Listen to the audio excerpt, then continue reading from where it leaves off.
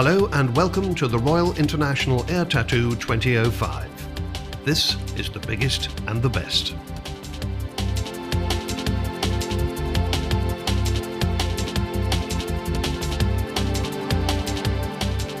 This is the premier military air show in the world. The Royal International Air Tattoo has a reputation that's second to none amongst all air forces and air arms. It's always a pleasure to come back here and be a part of this.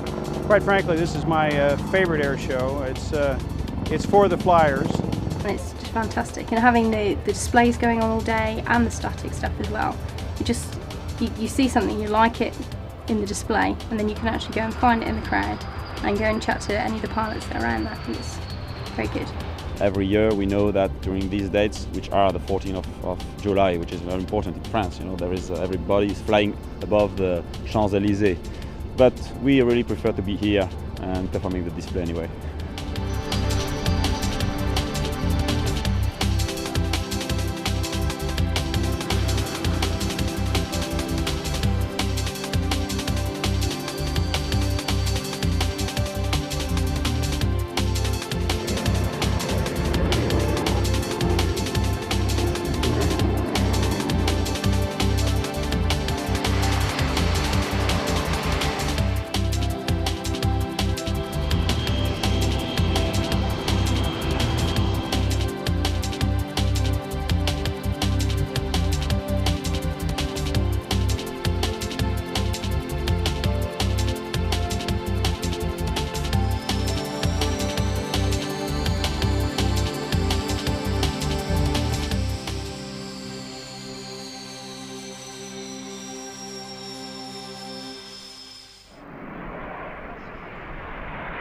The C-17, the Royal Air Force's newest transport.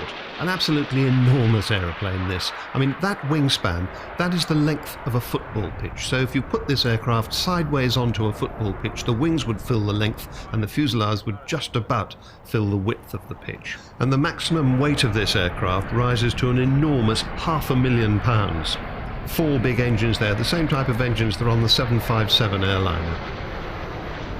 And those little winglets on the end of the wings there, those are over 9 feet tall. Gives you an idea of the scale of the whole thing. Touching down at what it does best, tactical landings. The important thing about this aircraft is that compared with its predecessors, something like the C-141 Starlifter and the C-5 Galaxy, the big transports that it takes over from, it can land at 6,000 more airfields worldwide than they can. And here's an interesting payload, well within its capabilities. The pipes and drums are a small element thereof of 40 Regiment of the Royal Artillery, the Lowland Gunners. And as soon as they're off, those big engines spool up, 40,000 pounds of thrust each, and the aircraft is well into its takeoff run straight away.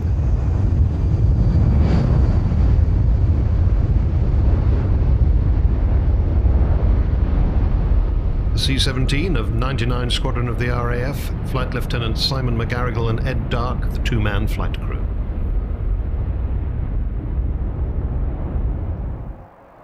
Mirage, surface wind 360 degrees 7 knots, clear for takeoff, clear for display. Flight, clear display. The French Air Force's trusty fighter, the Dassault Mirage 2000, the 2000, from Fighter Squadron 2-5 at Orange in the south of France. And the French Air Force brings 2 pilots for the show. Let's hear first of all from Captain Yannick Vallet.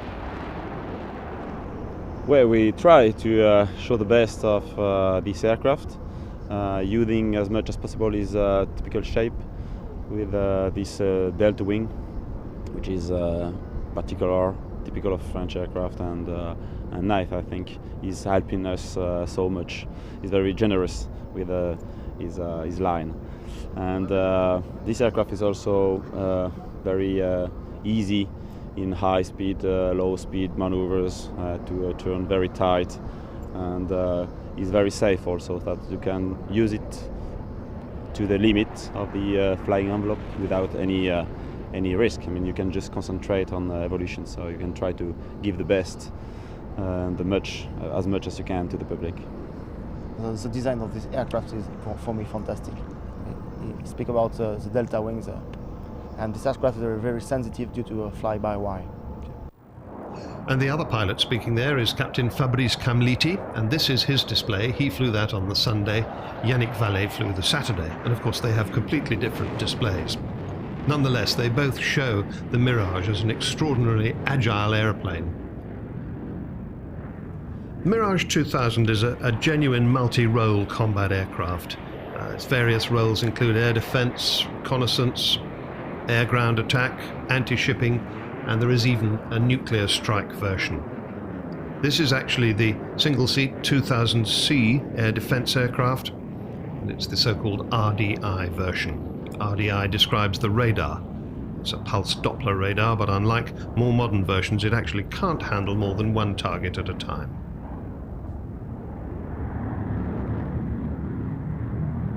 We're looking there at those enormous droops on the leading edge of the wing. They're things that enable the aircraft to be so maneuverable.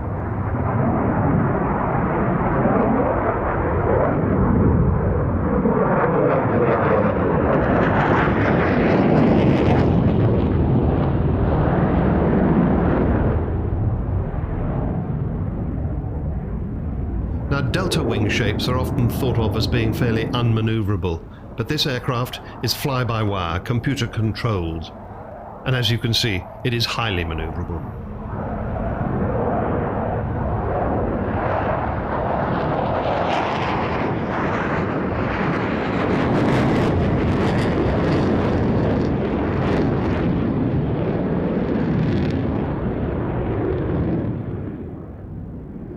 And Captains Yannick Vallée and Fabrice Camliti jointly won the Lockheed Martin Canestra Trophy at the show for the best overseas flying demonstration.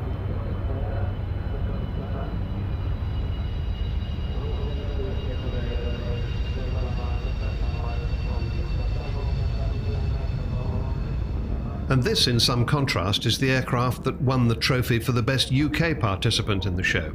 This is the Royal Air Force Chinook helicopter from 18 Squadron at Odeon in Hampshire.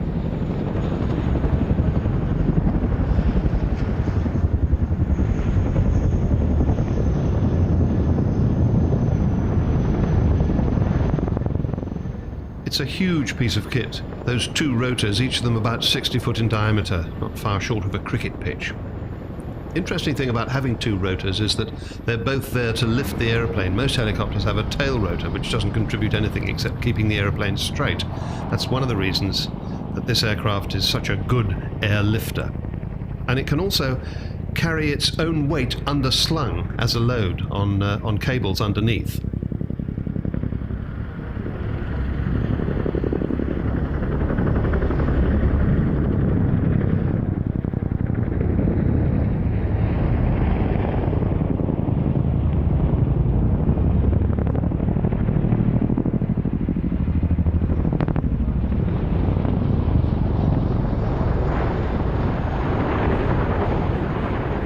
Captain is Flight Lieutenant Karl Zarecki, Zach to his friends, and they had different co-pilots on the Saturday and the Sunday, Flight Lieutenant Cy Cooney and Flight Lieutenant Dave Dayton.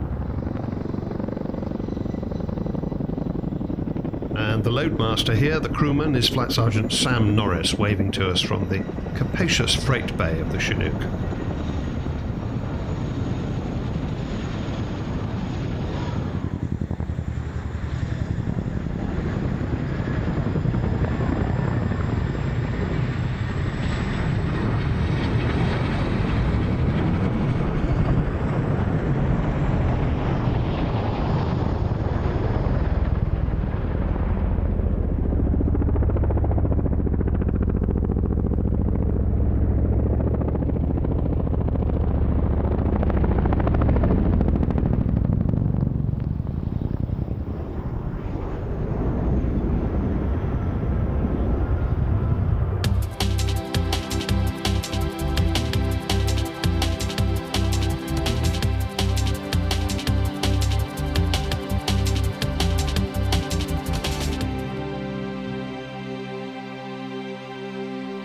Back to the fighters again. This is the RAF's F3 Tornado from 56 Firebird Squadron at RAF Lucas. Yeah, the Tornado F3, it's the fighter version of the Tornado. And this year for 2005, it's got some unique markings, as you probably see on the tail behind me, designed by Barry Vissers, which is he works for Squadron Prince, and he designed the fin, and it got accepted, and we actually put it on the aeroplane itself. I joined, actually got a scholarship through A-levels, which I applied for when I was about 15, having known I always wanted to fly. And always wanted to fly fast jets, so the RAF, the obvious choice. They sponsored me through A-levels, then joined at 18 direct into officer training. That was 12 years ago. Been on the Tornado F3 8 years now, but it was interest from knee high to a grasshopper, really.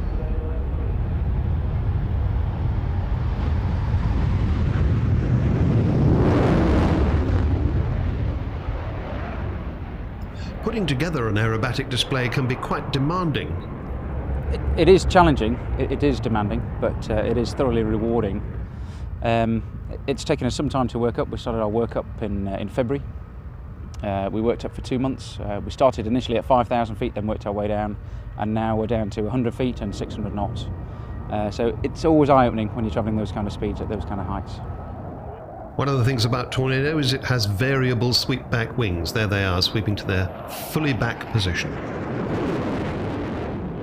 2 huge Turbo Union RB166 engines in full reheat. This version of Tornado is the air-to-air version, and those slots underneath are where they take the AMRAAM air-to-air missiles, the Advanced Medium-Range Air-to-Air Missile. Room for 4 of those. The sidewinders, the close-range ones, fit under the wings on those racks there. The racks under the wings, of course, have to stay pointing in exactly the right direction no matter what the sweep back of the wings, so they have to vary their angle as the wings sweep back and forward.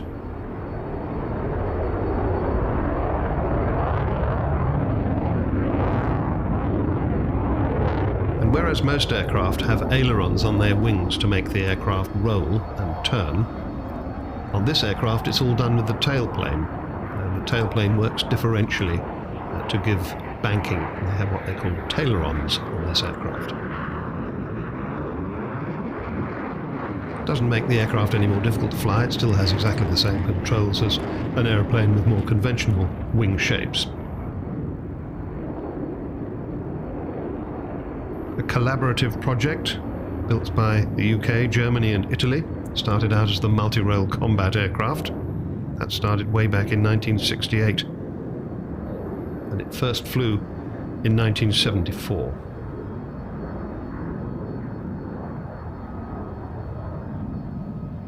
We shall see the bomber version of the Tornado later, but this one is a little longer than the bomber version. It makes it look slightly more sleek.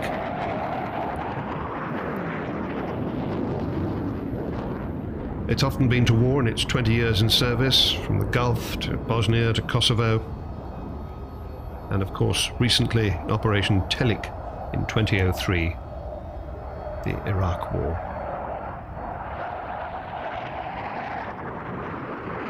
There are those wings fully swept again, but coming forward as the aircraft turns round.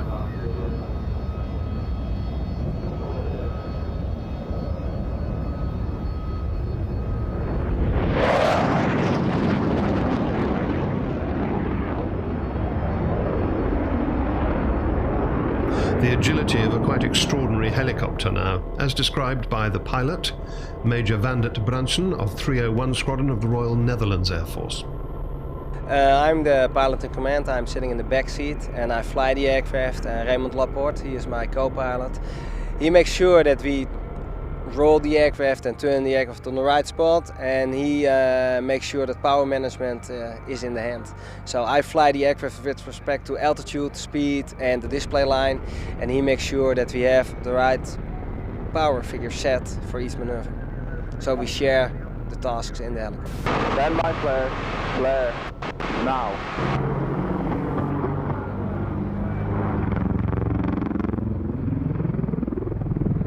We use it in the Dutch Air Force as a close support aircraft to support the ground forces. That's how we deploy them to Iraq and Afghanistan. We always with the guys. If they're looking for people, we use the sensors to look with them, and if they are in trouble, we use our rapids to keep them safe.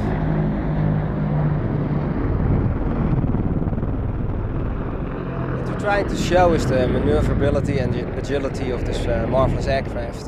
If we just use it or we display it in the mission role, you probably won't see us because our missions are 90% carried out at night. And this is a very good aircraft with a high agility, which is very specific and special for a helicopter. For the task and for the job on hand, it's the best there is. And aside from being astoundingly agile, Apache's actually been one of the most successful attack and reconnaissance helicopters since the mid-1980s. True to say that this one aircraft type has revolutionized the ground soldier's battlefield. I mean, it's made the tank vulnerable after decades of battlefield superiority. Stand by, flare. Flare. Now. These are decoy flares that the aircraft fires to sucker incoming missiles away from the aircraft. They attack the heat of the flares instead of the heat of the aircraft's engine. And Major Branson and Captain Laporte were prize winners at the International Air Tattoo. They won the As the Crow Flies, which is the prize awarded by the Friends of RIAT for the best overall flying demonstration.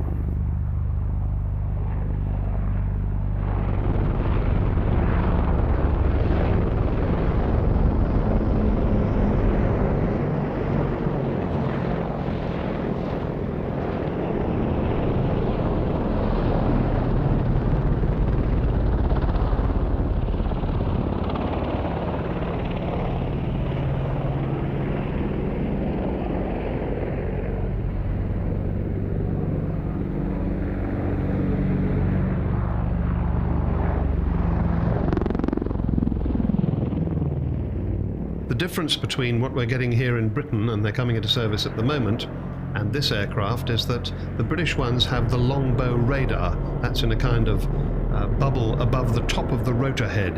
They call it mast mounted. And longbow, it's a fire control system, and it really does revolutionize the operational capability of this aircraft. And the co-pilot is also the weapons systems operator, and he operates, among other things, that enormous gun underneath the nose of the aircraft there.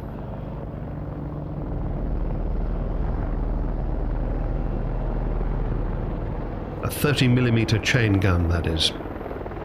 The main weapon of the aircraft are the Hellfire anti-tank missiles, and it can also carry rockets and a huge selection of other weapons.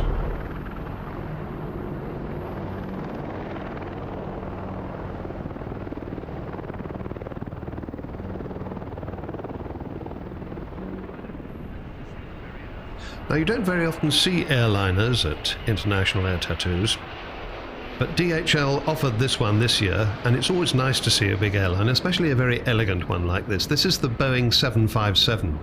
It's the 236 SF version. That means it's a freighter version, and DHL flies about 34 of these around Europe, carrying next day freight for customers. 22 of them are based at Nottingham East Midlands Airport, and that's this one.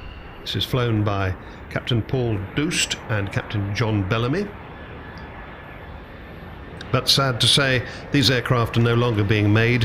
In 2004 they stopped production after about 20 years, mostly because late generation 737s and the new 787 from Boeing are taking over the jobs and the capability of this 757. But altogether, Boeing delivered about 1,000 of them to 55 different airlines.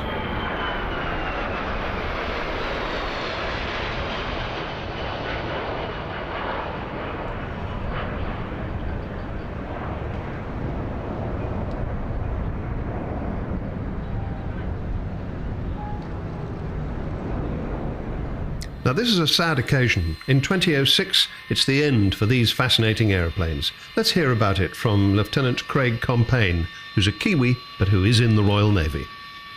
Yes, for the Series 1 Sea Harrier, this will be the last year we'll be at RIAT, unless somebody out there wants to buy one and display them privately next year. But not everyone is quite so sad to see the Sea Harrier go. It's an absolute nightmare. Obviously was not designed by an engineer for ease of fixing. For instance, for access to an engine, you've got to take the wing off, which is an absolute nightmare itself. They're old aircraft now, so we'll be glad to see the back of them, I think. Sadly, they look like they're going to be distributed amongst the museums and the scrap heap. I don't think we've come up with a buyer, so unless Red Bull's watching, and we'd like to purchase one for future public gratification. I think unfortunately the only time you're going to see Harrier in the future is in one of the museums.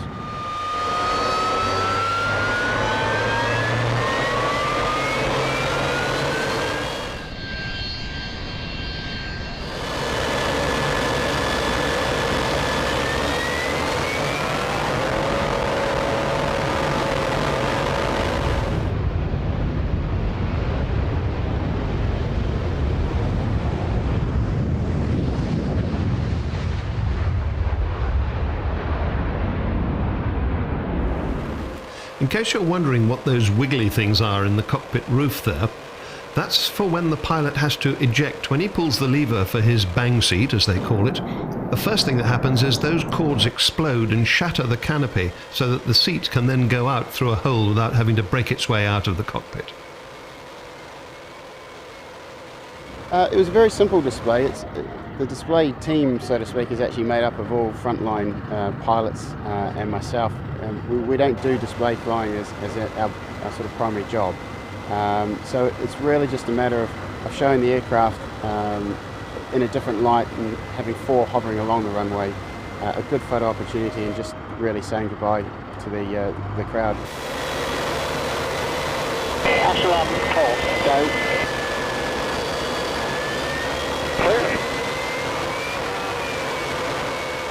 And echelon port there means they're changing from the box formation that they were in to this echelon with everybody out in a line swept back from the leader.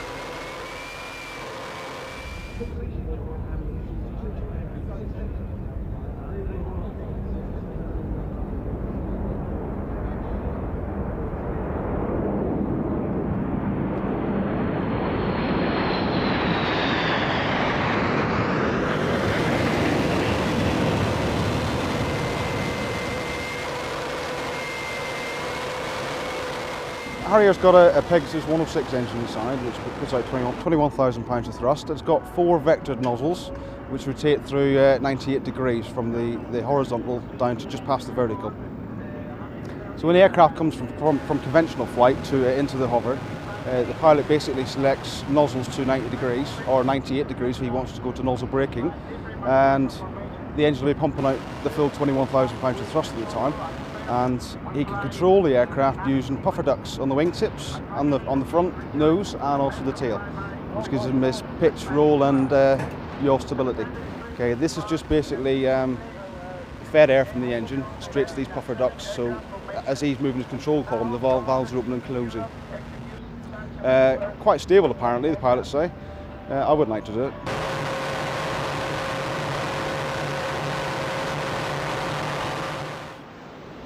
I guess if you've never flown in the hover before, then it is demanding, but you do pick it up pretty quickly. You're given the tools quite early on to learn how to hover it, and if you follow the advice and a few simple safety matters that we have, then it's a fairly simple thing to hover.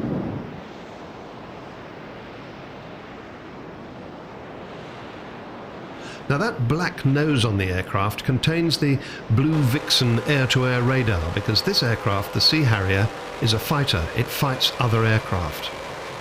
The RAF's equivalent aircraft, which is a more advanced version of the Harrier, doesn't have a radar. It's a ground attack aircraft.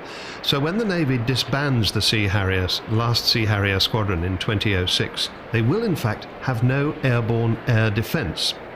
They won't get any airborne air defence until they get the F-35 Joint Strike Fighter in, and that won't be till 2012 at the earliest, and that's another 7 years away. And even then they may not get a short and vertical takeoff version.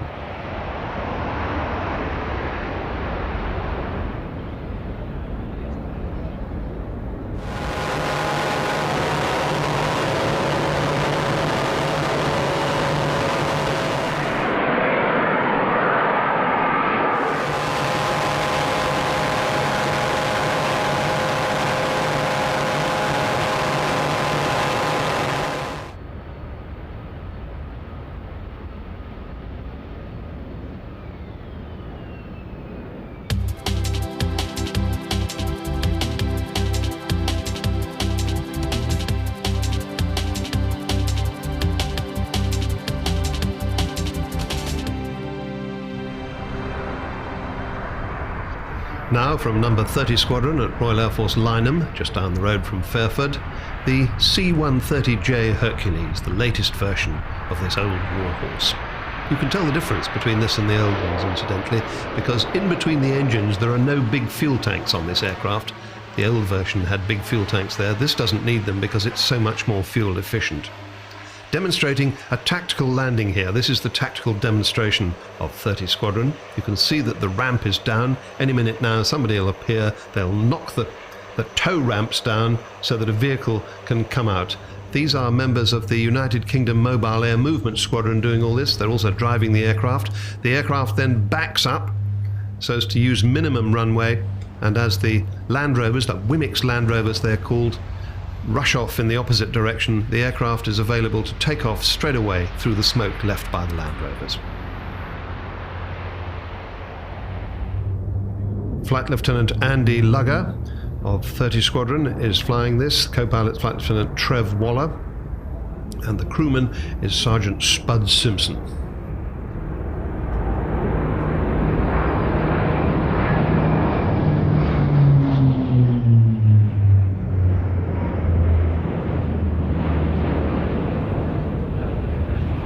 You can see the huge flaps on the back of the wing there as it does this caisson approach, tipping the thing down, called caisson because they would keep the aircraft high to keep it out of the range of small arms fire until it was almost over the runway, and then tip it down into this very steep approach and flattening the thing out just as it gets close to the ground, arresting the rate of descent and then putting it neatly down almost on the end of the runway. And as soon as it gets on the ground, the propeller's going into reverse pitch to slow the aircraft down as quickly as possible.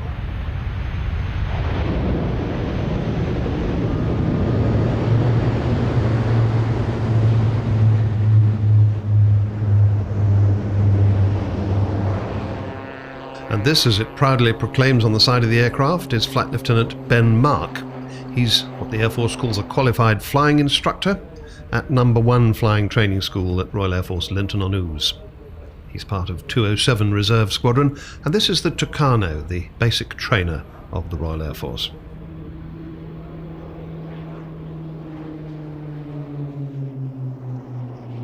The elegant black and yellow colour scheme. The black is surprisingly because it's supposed to be the most conspicuous colour for an aircraft in the air, and of course because this is a trainer, it doesn't want to be camouflaged, it wants to be readily visible to other aircraft. Turboprop engine. This is the Shorts Tucano, and it's a Garrett, an American Garrett turboprop engine. Originally a Brazilian aircraft, the Tucano, it means toucan, but built in Northern Ireland by Shorts.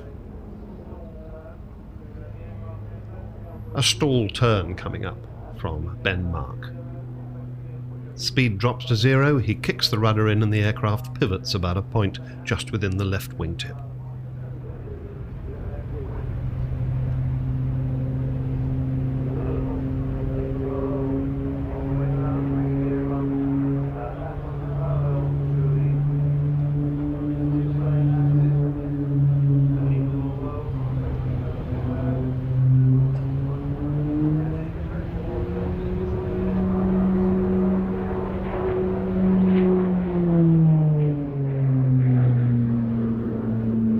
Now, the aircraft that everybody wants to see at Fairford is the Eurofighter Typhoon, the Royal Air Force's newest acquisition.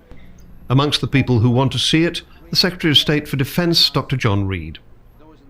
Showing the Secretary of State round is Wing Commander Al Mackay of 29 Squadron. I'm here at Riyadh to support the 2005 Typhoon display, which is going to be displaying over the weekend. The aircraft flown by Squadron Leader Matt Elliott, who's the 2005 Typhoon display pilot.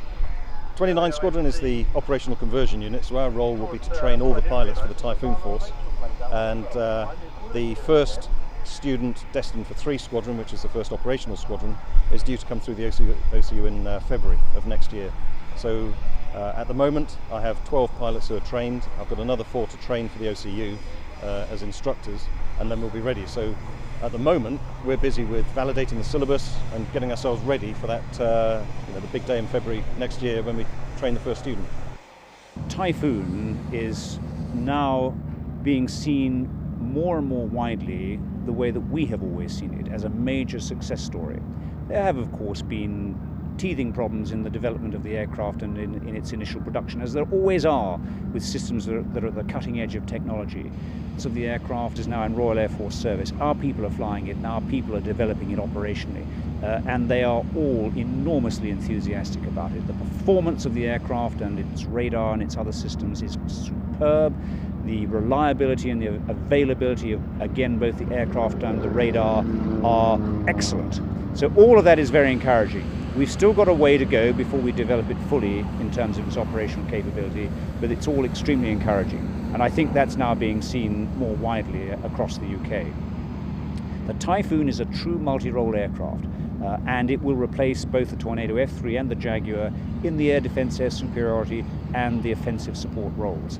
And it will do all of those extremely well. So it will be much more efficient than the aircraft that it's replacing. And as you've seen at this air show, its performance is quite superb, quite breathtaking. Typhoon, clear takeoff and display, Windows 270, less than 5 knots. Clear takeoff and display, Typhoon 5.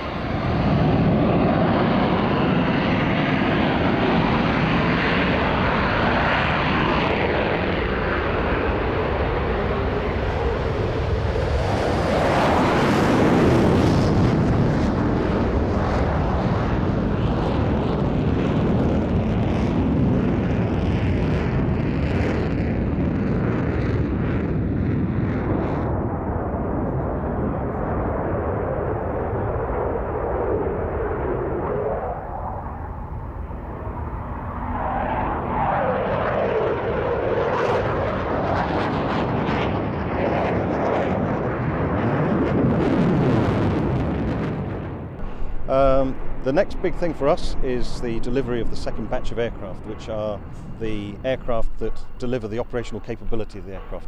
These were introduced, the first 10 or 11 aircraft were introduced into service at a fairly low capability standard to give us early visibility for some early test and evaluation, and also to get us first few pilots trained. Over the last few months, we've just started taking delivery of the first batch 2 aircraft. My squadron gets its first towards the end of this month, beginning of next month. And my squadron will then continue to build, which will allow us to fly more and more hours and develop the syllabus further, and give all the instructors the experience that they need before they're really up to a standard where they can pass on their knowledge to the students.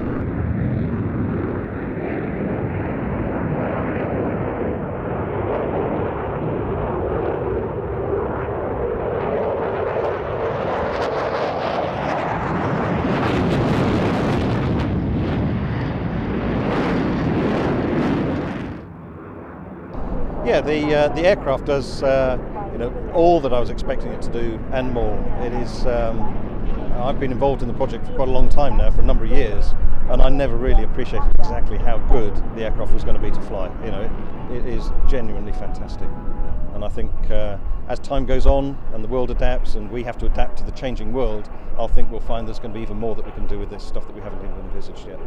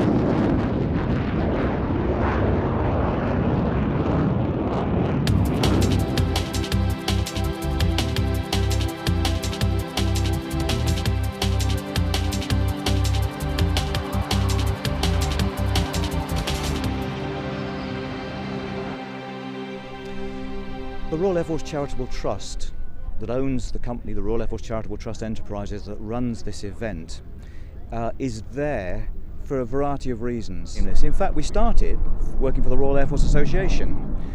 We moved across to the Royal Air Force Benevolent Fund in 1975. The governance review suggested that a welfare charity, which is what the Royal Air Force Benevolent Fund is, shouldn't really be in the business of running air shows and all this. Obviously, RIAT needed to remain in being because it's such a popular thing.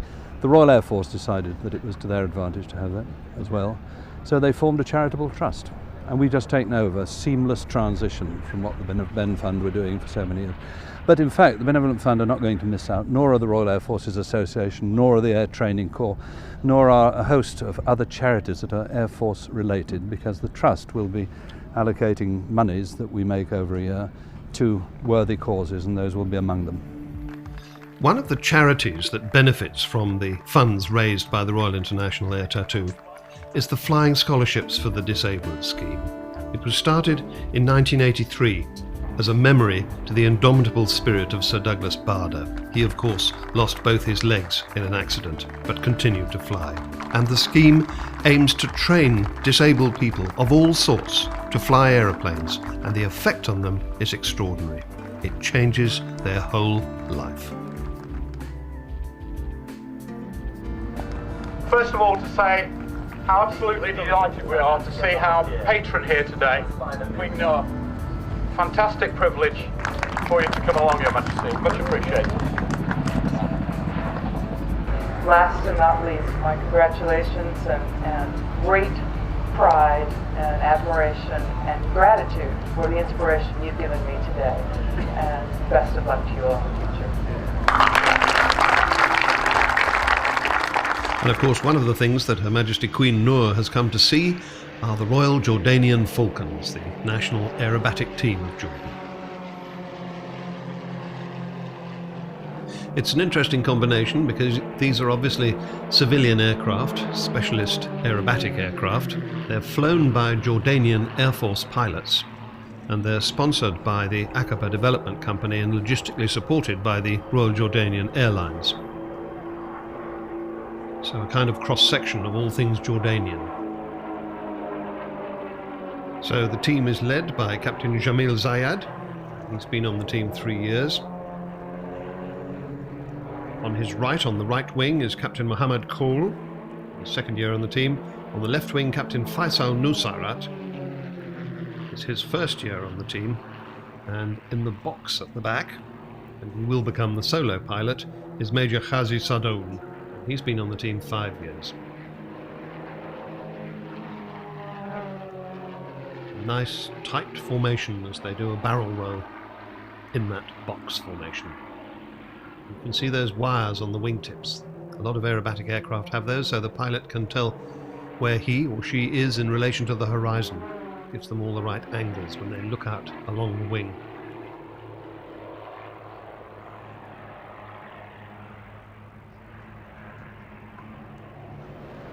And now the RAF's newest helicopter, the EH-101 Merlin HC3 of 28 Squadron at RAF Benson. Talking to us about it, the captain, sitting on the right here, Squadron Leader Mark Beardmore.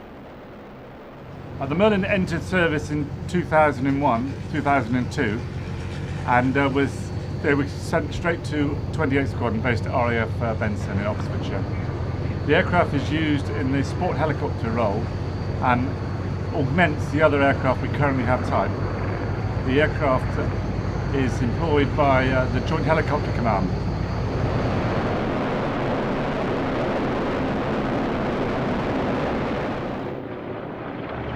Well, I've flown several types in my time. In fact, I displayed the Chinook once before. The aircraft has, like the Chinook actually, lots of power to fly. It's very crisp handling, and though it's big, it's actually very agile.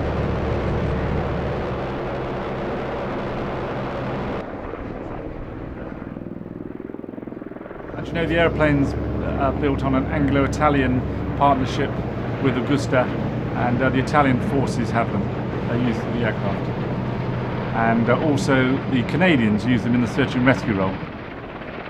This is an unusual helicopter in that it's got 3 engines, 3 Rolls-Royce Turbomeca engines, or they can be General Electric engines, designed and built by Augusta of Italy and GKN Westland in UK. That's a combination that's known as European Helicopter Industries, and hence the EH and EH-101. 3 different versions.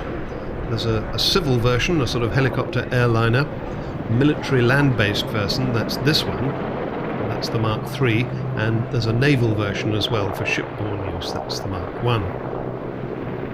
And Westland claims that no other helicopter is as flexible in meeting that number of requirements. In case you're wondering about the instrument panel and why it's flickering like that, it doesn't do that really. It's just that our onboard mini camera can't quite get synchronized with the pictures on those electronic instrument displays. Perhaps EH-101's major achievement is that it's been selected to be the presidential helicopter in the United States of America, the first time the Americans have ever used a non-American, and in this case European, aircraft for that job. Of course, it's going to be manufactured in America, but nonetheless it is still the EH-101 that is going to carry future presidents around. And another result of that is that European helicopter industries are in a very good position to tender for a much larger contract with the American military for this helicopter. So this Air Force version of the helicopter has a ramp at the back, and it can actually take vehicles in the back of this aircraft. Not very big ones, but something like a Gator, for instance. And this one is driven by Flight Sergeant Gareth Attridge. And already the aircraft is airborne straight away, closing the ramp up immediately.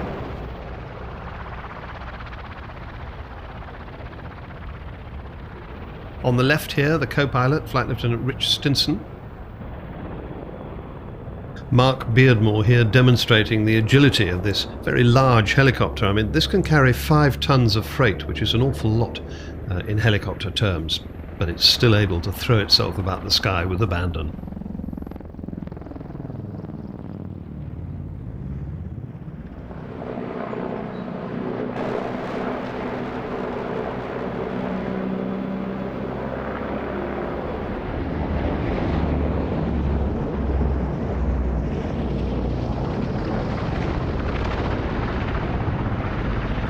One of the other Merlin pilots at the show is Flight Lieutenant Michelle Goodman.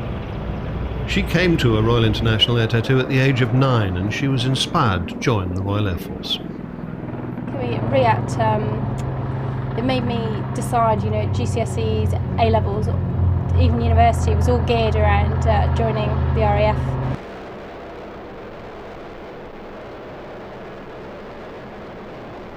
Being here now it feels like quite an achievement to actually, from 9 years old, knowing what I wanted to do, to actually getting here. It was definitely a dream come true, yes.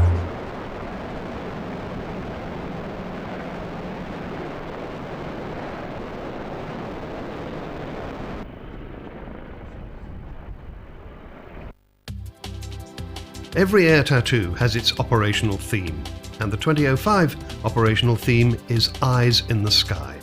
It's all about surveillance and reconnaissance.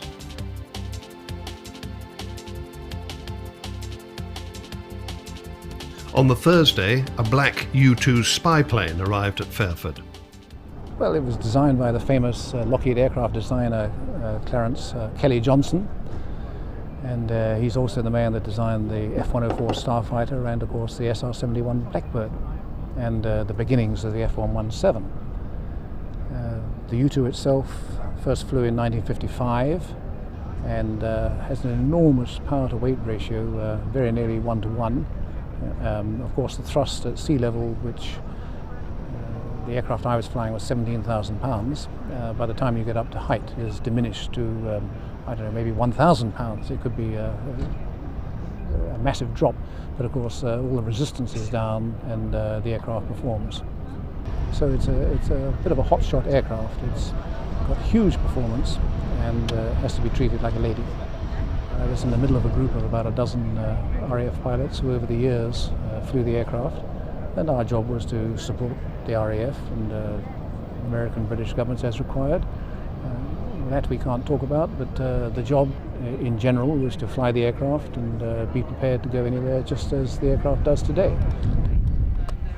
Well, 50 years, yes, the airframe, although it has changed quite a bit from the original run of aircraft, but the sensors have changed continuously over those 50 years. So, and that's what's secret about the airplanes.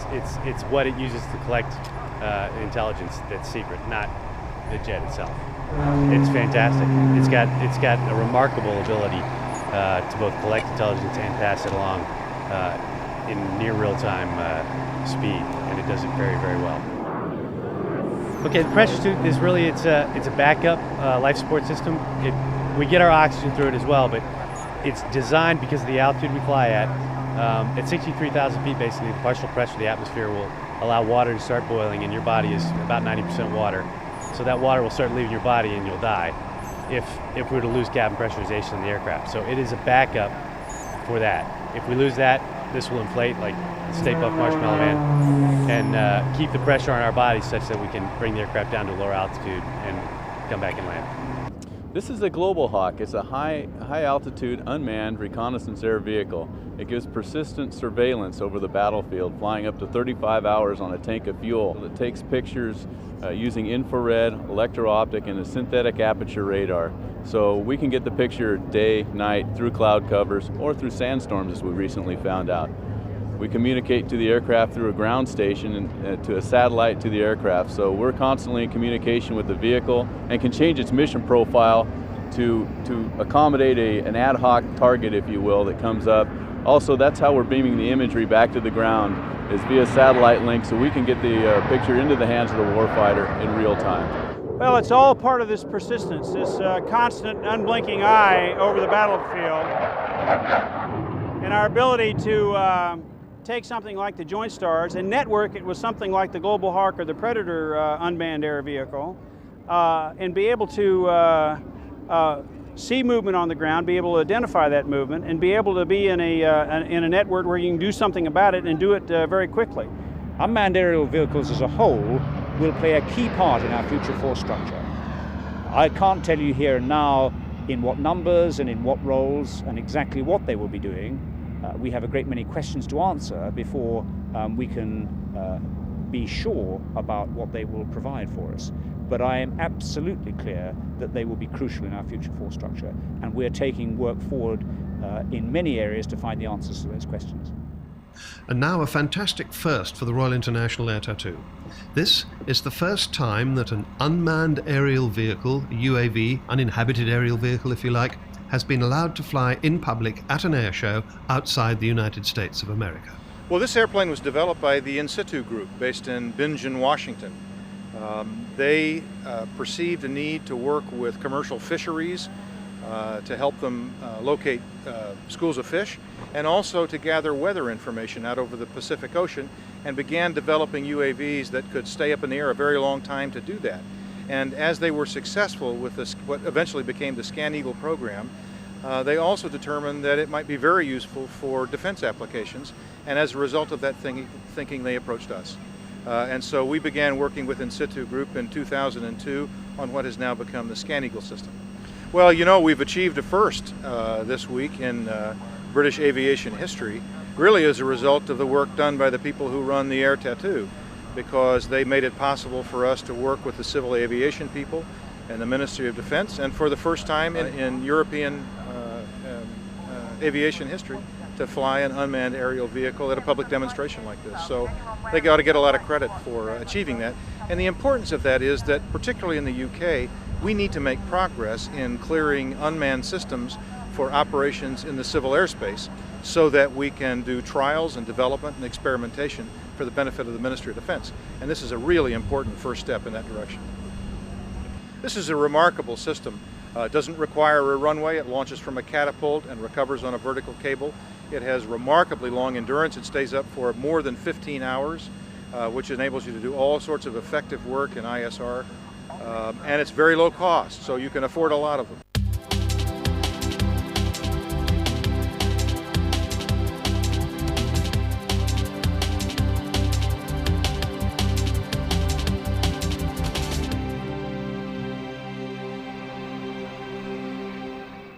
The big Rockwell B-1B Lancer supersonic bomber taxis onto the runway and introduces an American segment to the show. The Americans always very happy to be taking part in Royal International Air Tattoos.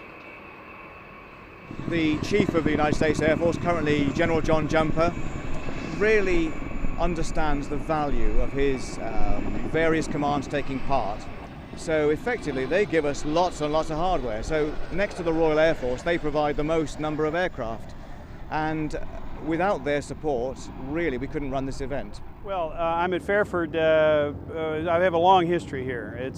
I was a commander over in U.S. Air Forces in Europe when we redid the runway here, and we had to displace this air show for 3 years, I believe, while the runway was under repair, and so I had to monitor that progress personally. And then, of course, we have a long, rich history of close friendships with senior members of the RAF. It's always a pleasure to come back here and be a part of this. Quite frankly, this is my favorite air show. It's for the flyers, and it's a great place for the public to mingle with the pilots from many nations, to see how the other nations are doing and to compare notes. It's a marvelous opportunity. So I'm always proud to come back here. U.S. Air Force is huge into Riyadh, and in fact we're grateful to have this opportunity since 1985 here at Fairford to work side by side with Mr. Prince and his team who set this up. It's one of the most exciting things that we do every year, as you can imagine, and it's a great pleasure for us to stand side by side with the RAF and the rest of the NATO Air Forces as we do this. I mean, Riyadh is a very good manifestation of the US Air Force's presence in the UK, and they certainly do put a lot of effort in on our behalf, and we should thank them for that. B-1B taking off. It comes from Dyess Air Force Base in Texas. That's the DY on the fin. 4 enormous engines, GE turbofans, nearly 31,000 pounds of static thrust each in reheat. That's an awful lot.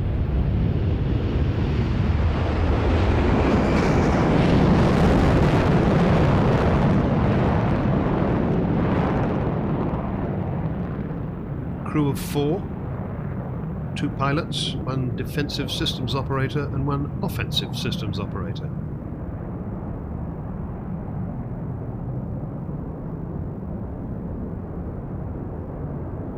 And here goes the amazingly old and wrinkly Buffy, the B-52, with all 8 of its engines. They're about not much more than half the power of the B-1's engines, but there are 8 of them.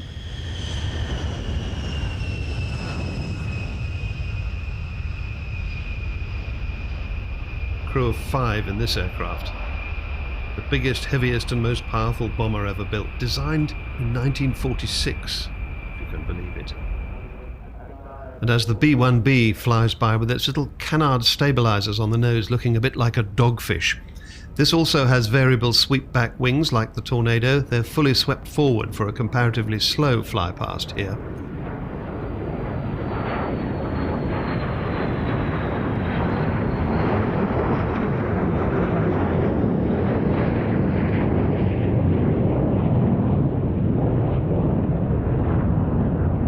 They call it low observable, that's to say it's partly stealthy. It has a radar signature about 1/100th the size of what a B-52 looks like on a radar screen. Of course, the B-52 has been in all sorts of different wars. Most recently, each sortie in the First Gulf War carried 51 iron bombs. That's an awful lot. In the Second Gulf War, they carried conventional air-launched cruise missiles.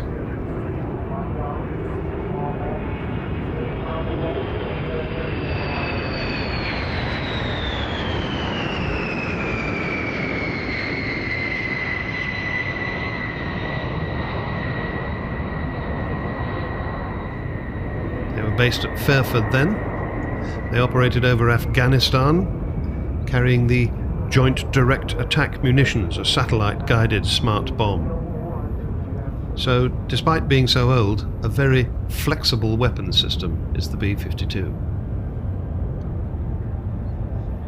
Now it's back to the B1, this time with its wings fully swept back, 67.5 degrees of sweep back, for a high-speed run at about 600 miles an hour.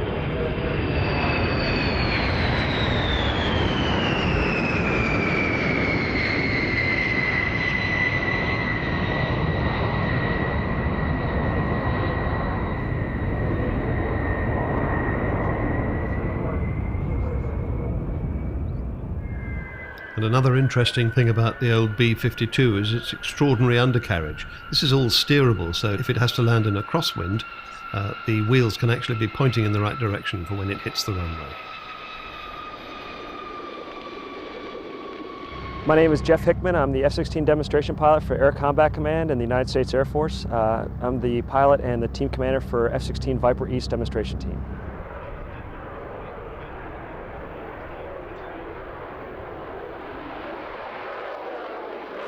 The United States Air Force has two F-16 demonstration teams, one based where I am at Shaw Air Force Base in Sumter, South Carolina, and the other one is at Hill Air Force Base in Utah.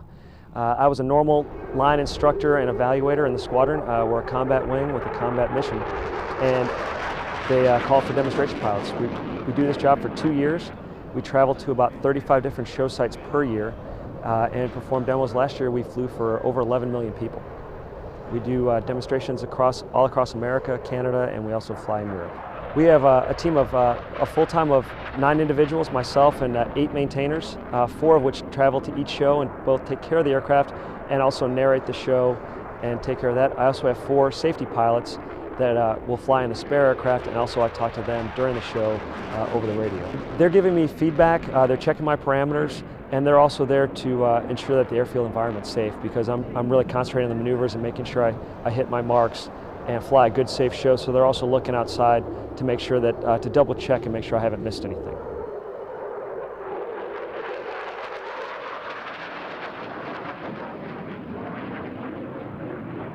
These are the 7 Casa 101 aviojets of the Spanish national team, the Patrulla Águila, Eagle team.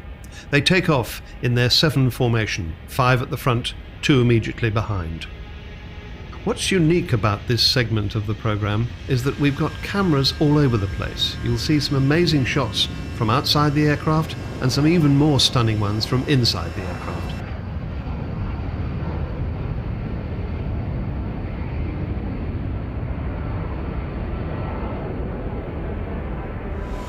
And we can hear from the leader, Águila 1, Capitan Pedro Zolves.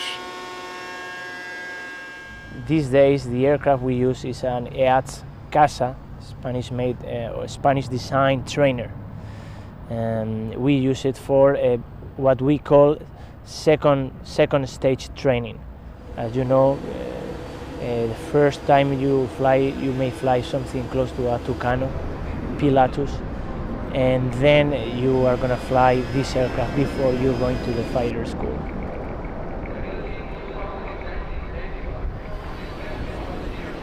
The Hawk, British Hawk, actually the Alpha Jet, those are jets designed more for, let's say, tactical purposes, aerobatics, than the one we use. We enjoy the safety features. It's a noble aircraft designed for students, and we are happy.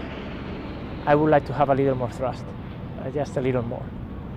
First of all, we have a very good friendship and relation with other teams. We share improvements, we share news, anything. We see each other from time to time and we talk. We have fluent information with them. Pretty much, I think teams come to a point where we take the best from the jet, and we know that. In some years, maybe 10 years with the jet, you know what you can do, and basically each team has its own display. So, of course, we enjoy watching the Reds, we enjoy watching the Frecce and the other major teams.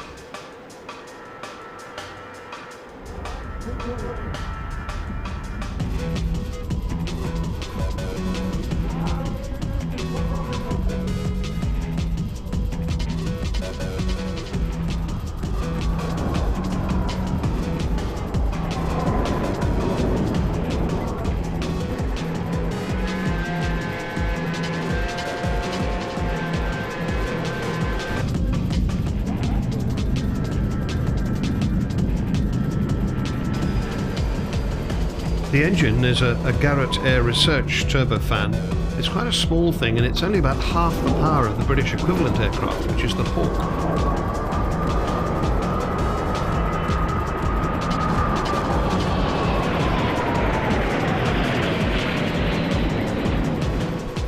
Spanish national colours of red and yellow, and there you can see the shadow of the formation chasing them on the ground.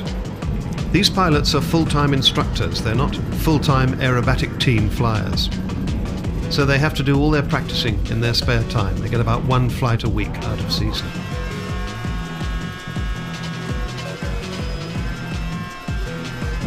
So this is an extraordinary performance.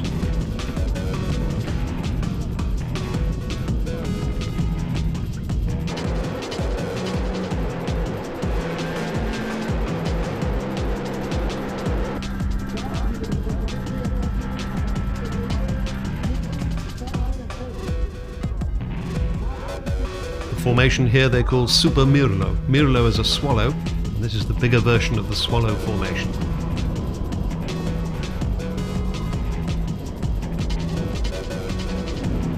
The team is based at the San Javier Air Base in the southwest of Spain, in Murcia. And this is where the Air Academy is, where they train future career officers for the Air Force. And now they're building up for a spectacular break. This is the 3-level break.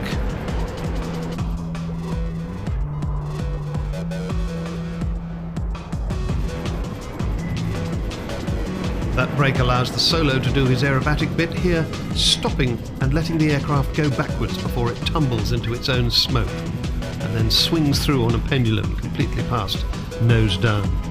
That's number 5, Capitan Ismael Serrano.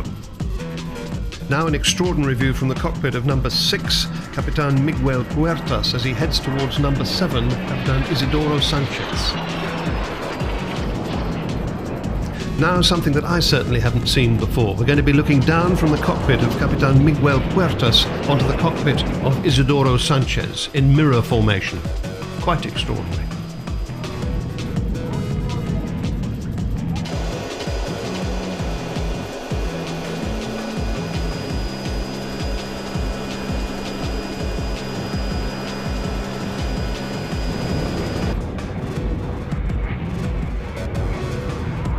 And as the main 4 come in for their 4-ship break, we can prepare ourselves for another quite amazing picture.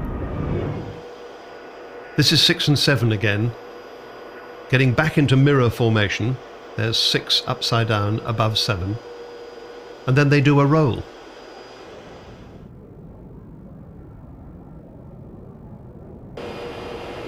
And I know we'd like to thank the Patrulla Aguila, and I'm sure you would too, for some quite extraordinary shots in this sequence.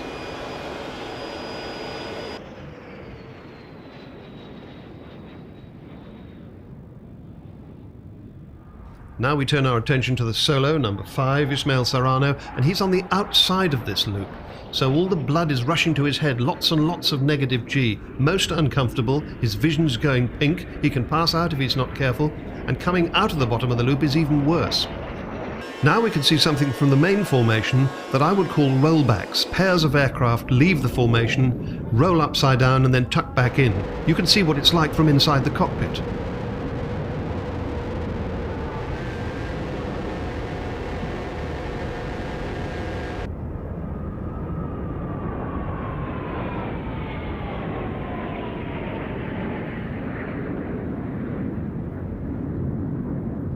Now some more extraordinary in-cockpit stuff as numbers 6 and 7 roll upside down while the rest of the formation stays the right way up.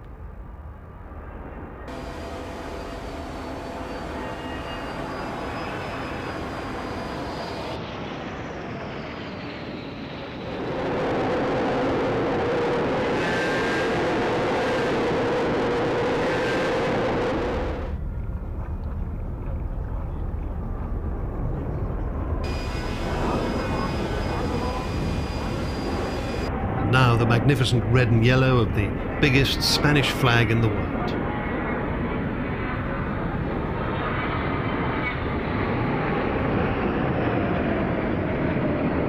And the other delightful thing that the Patrulla Aguila does is they land in formation. No other big jet team does this, but all 7 of them land together.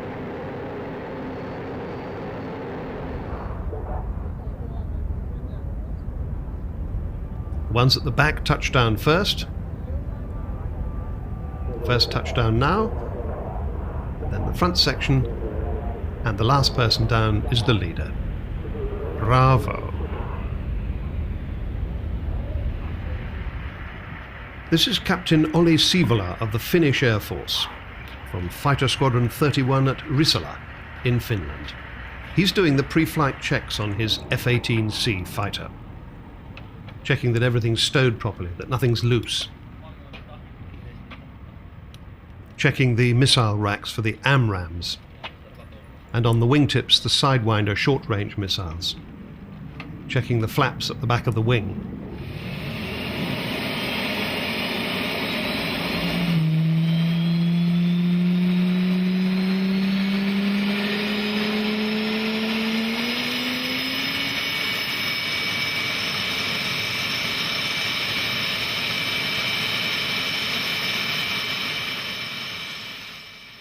Checking the droops on the leading edge of the wing for free movement, bringing in the flaps after the engines have started,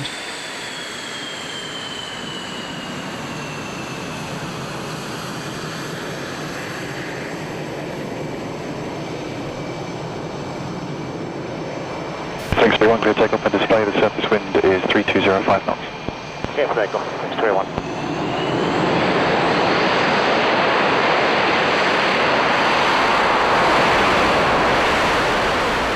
Two big General Electric engines, low bypass turbofans they call them.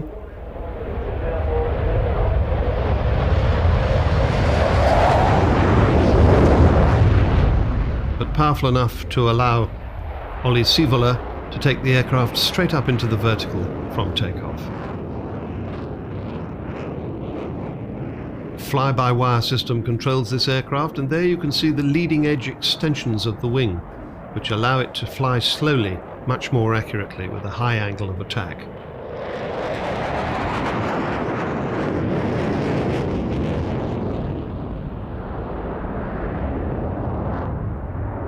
Condensation off those leading edge extensions, showing how damp the air is.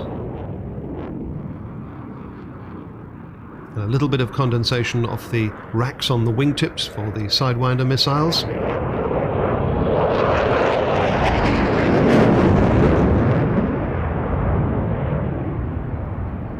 The Finnish Air Force only uses the F-18 for air defence. Many other nations use it for ground or sea attack as well. And here's the slow fly past with those leading edge extensions, allowing the aircraft to have a huge angle of attack. The angle of attack, or alpha, being the angle between the fore and aft axis of the aeroplane and the oncoming airflow. In this case it's nearly 35 degrees, which is an awful lot. And using the power of those two big GE engines to go straight from the slow fly past into what looks like a loop, but in fact turns into perhaps what you could call a half Cuban maneuver. Whatever it is, it's very tiny and very tight, and on the way down he rolls the aircraft the right way up.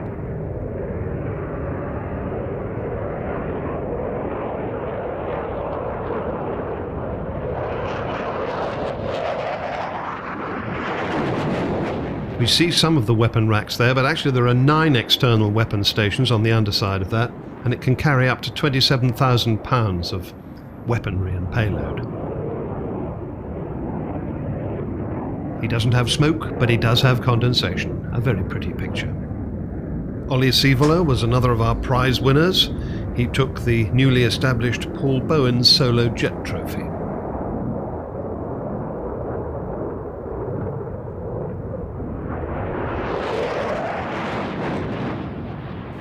Thanks, 31, roger. Runway 27, clear to land. Surface wind 310 degrees, 5 knots. Yeah, 27, thanks, 31.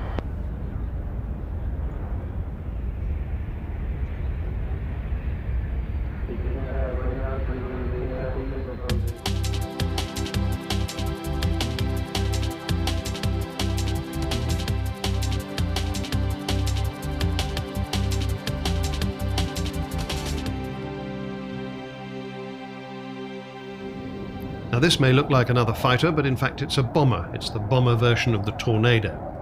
And it's from 15 Squadron, as you will see from the top of the tail fin.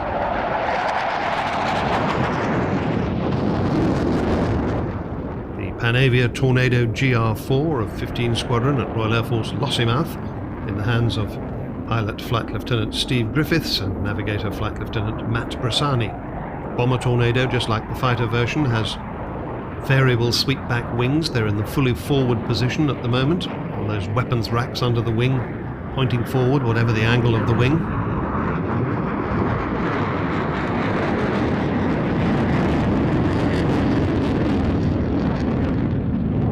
And most of the weapons racks are under the fuselage, and in fact the Tornado GR4 had the honour of launching the first Storm Shadow European-built cruise missile. The missile proved to be a great success.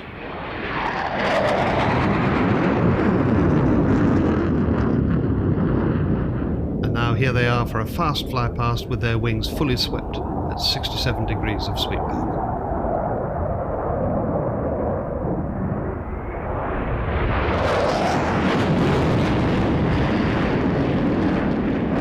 Runway 27, you're clear for takeoff. Surface wind 310 degrees, less than 5 knots. Clear for takeoff, confirm. Now here's a really grand old lady. Here's an aeroplane that dates from the early 1950s. This is the Hawker Hunter. This is the Mark 58 version of it, and it belongs to an extraordinary organisation called Hawker Hunter Aviation, or HHA, and they are still using the Hunter for military training purposes. HHA really evolved out of the jet assets of the old flying machine company, and we've been operational for the last 7 years, based up at RAF Scampton, primarily, as I say, to operate these sort of aircraft for threat simulation work. And the logic behind that is that governments are all cash-strapped at the moment. We can undertake some of the training roles where we train the troops on the ground or the guys in the ships or in the air how to act against an aerial attack. And the Hunter offers us a platform to be able to do that very effectively and well. We get to many air shows. We're sponsored to go to several. For example, we're sponsored at the moment by Taylor's here, one of the main UK defence contractors. And that means that we can get round to other air shows that probably couldn't afford the cost of running a Hunter, because it's not a toy. It costs a fair amount of money to keep going. I like to try and show the airplane, A, that it can turn pretty tightly, especially for such an old airplane at relatively low speeds and relatively high G, and it can also go very fast. It's still a very capable airplane.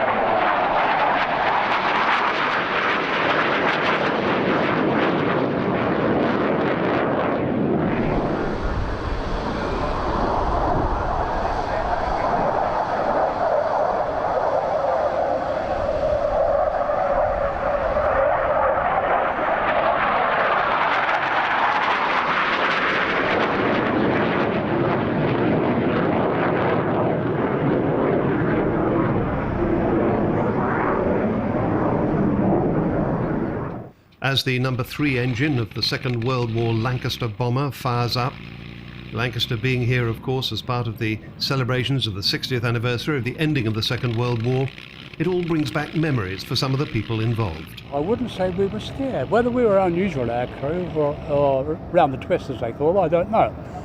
But we just had to do it. We looked forward to it. We went into the ops room, oh, good, Munich tonight, hooray, that kind of thing. And that was it. Stupid, but we were only 19 at the time, 19, 20, so that we forgive all kind of things like that. But we used to like the short trips to the Ruhr Valley. They only lasted about 2 hours, 2.5 hours. There and back, bomb Düsseldorf, bomb Cologne, Essen. That's it. Now, surface wind 280 degrees, 6 knots. Clear takeoff left turn out for the south hold, Lancaster.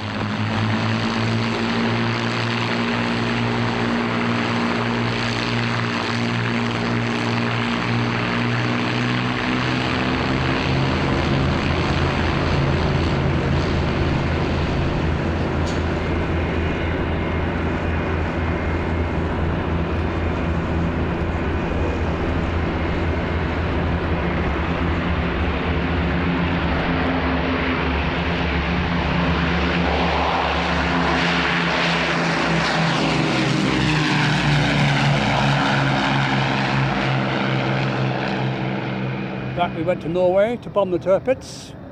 The whole field was covered in smoke. The Germans had put smoke, so we couldn't see the aircraft at all. We had no means at that time to know where it was on the ground. So we couldn't drop our bombs because we didn't want to kill Norwegian civilians. So we went all the way there. It took us 10 hours, 55 minutes, only to bring our bombs back and drop them in the sea, in the North Sea.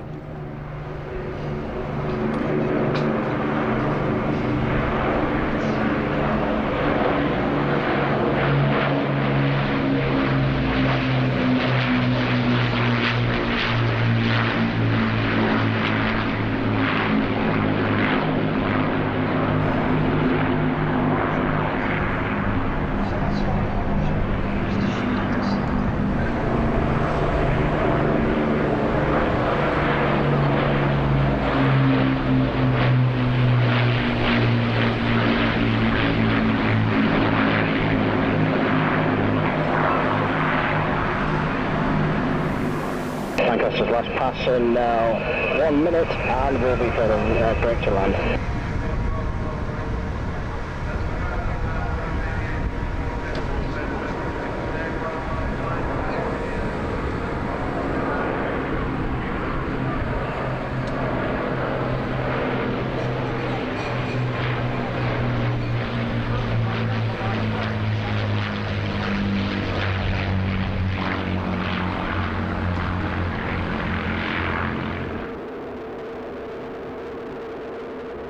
Okay, my name is Captain Foren from the Netherlands Air Force. I'm the Dutch F-16 pilot for the year 2005 and 2006 from the Airbase Volkel, flying as an instructor pilot at the 306 Squadron.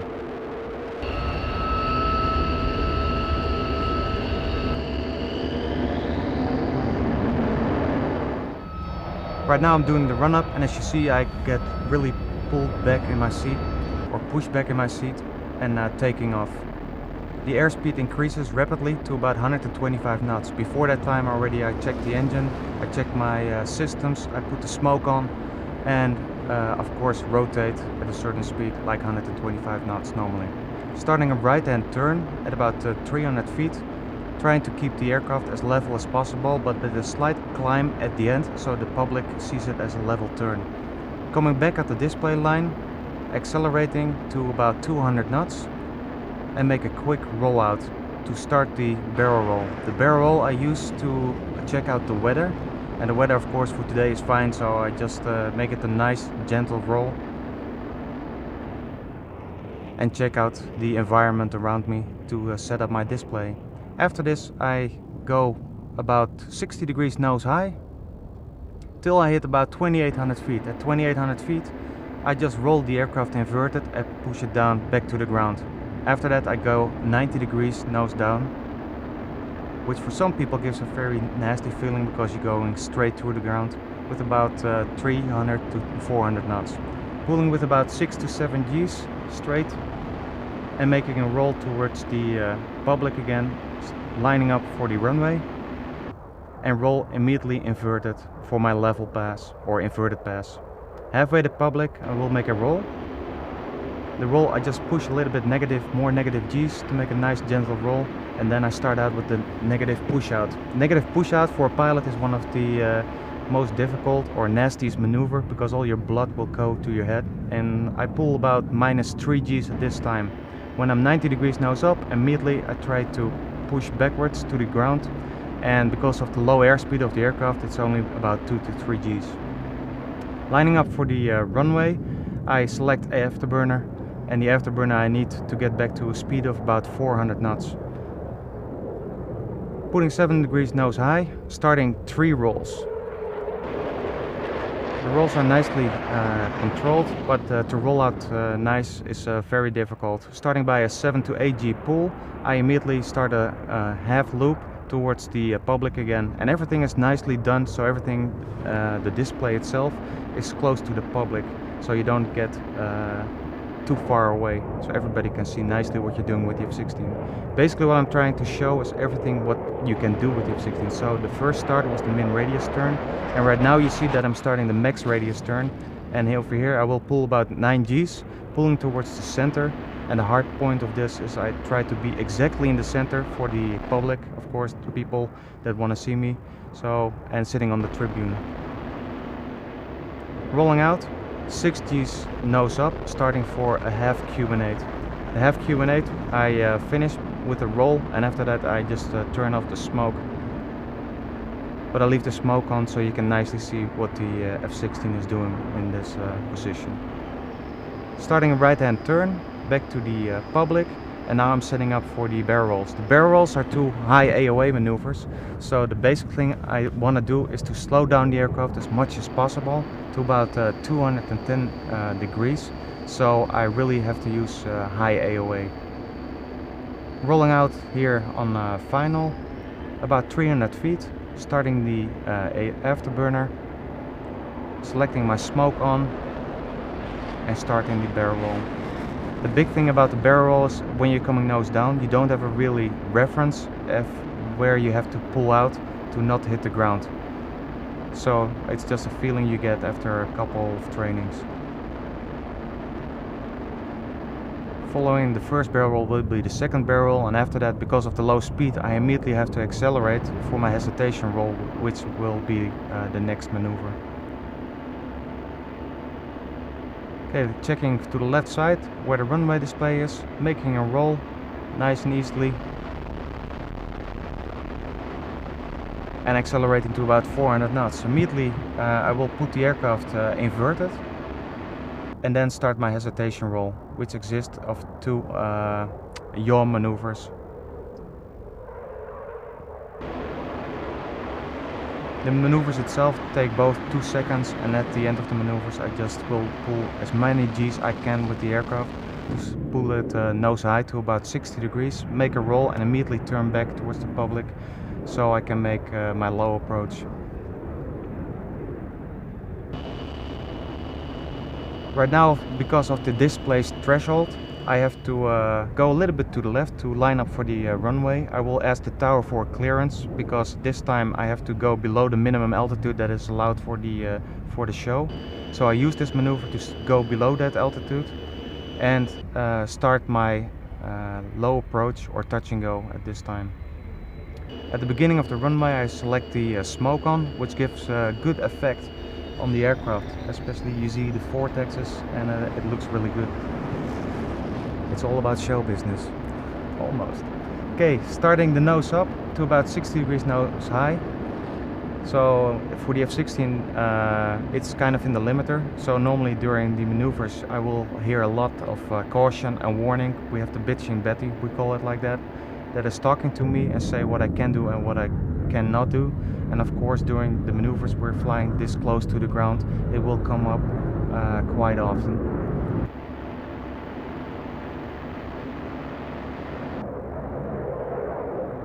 Coming down again, starting another like 7 to 8 G maneuver, half a Cuban-8, and after that I have to go for my slow pass. So just rolling down, starting a right-hand turn, using speed brake, and I will use a speed brake a lot during the show to just stay close to the public again. And first decelerating to 250 knots, then on a kind of downwind or base leg I will go slow to 180, and then I will get all the energy out of it, and I try to get the aircraft around 100 knots. Right now the nose is about 25 degrees nose up, and this will be the slow pass. During the slow pass it will go as slow as like a Cessna 172, of course when that 172 is full speed. In the Netherlands we flew formation with an Apache helicopter and with the PC-7, and that was done with 150 knots, so we can go much or way slower.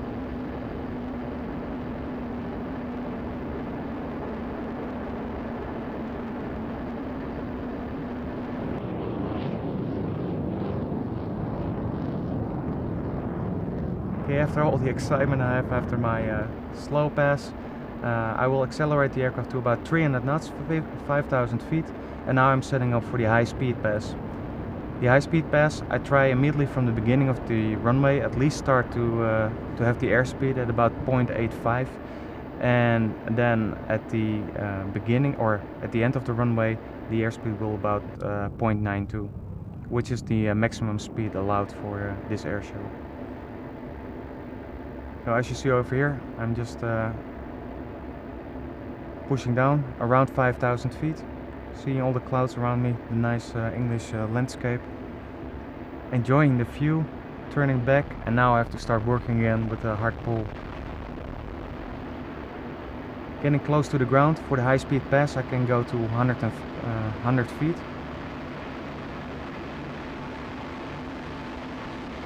And it will be about 600 knots at 100 feet, and you see my head is a little bit bumping up and down because of the turbulence of the airfield. Going nose up, 9 Gs, using speed brake and idle to stay close to the public, and also not to go too fast nose up, and also to get my speed under control. Looking backwards to the airfield to set up for my spiral, and I like to do that in the at the center point. Positioning the aircraft nose up, and then selecting idle, putting full rudder in there, and starting a left roll backwards to Mother Earth. Below me I see Fairford, and this is one of the best things you can do in an aircraft, just sitting on top of the world, spinning down, as long as you recover.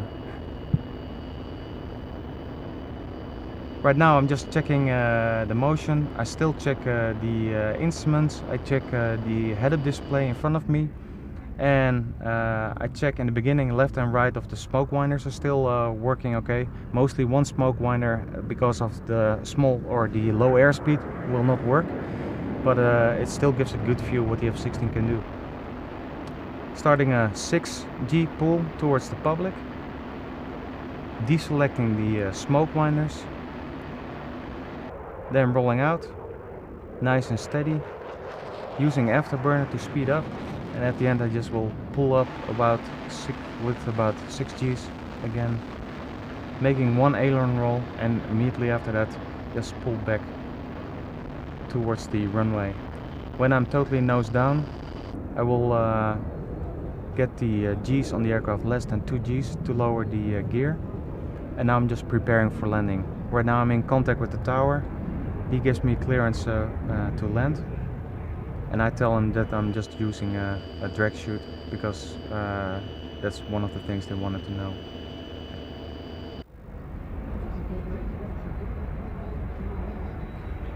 Touchdown. After touchdown, I just wait for the best spot to open the drag chute. Of course, normally I can do it in a way smaller distance, but now I'm just select the public view to where the best place is to open the chute and to get the best reaction. Now here's an extraordinary fly past. 11 aircraft in this formation. 5 of the Blue Eagles helicopter display team at the front from the Army, then 3 fixed wing and 3 helicopters of the Army Historic Aircraft Flight.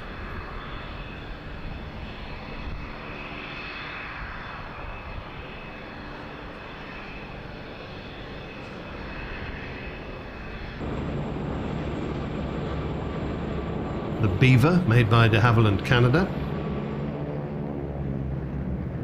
and the Chipmunk and the Oster, the 3 fixed-wing aircraft of the flight, and the 3 helicopters, starting with the Alouette and the Sioux, and also the Scout.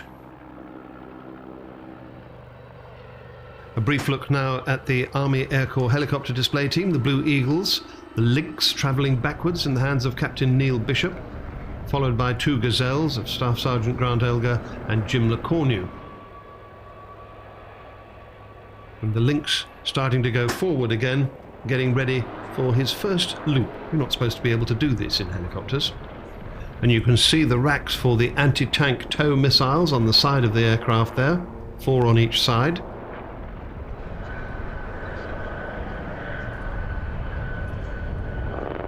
And as 2 of the Gazelles split away, the Lynx is preparing for another extraordinary manoeuvre, the backflip.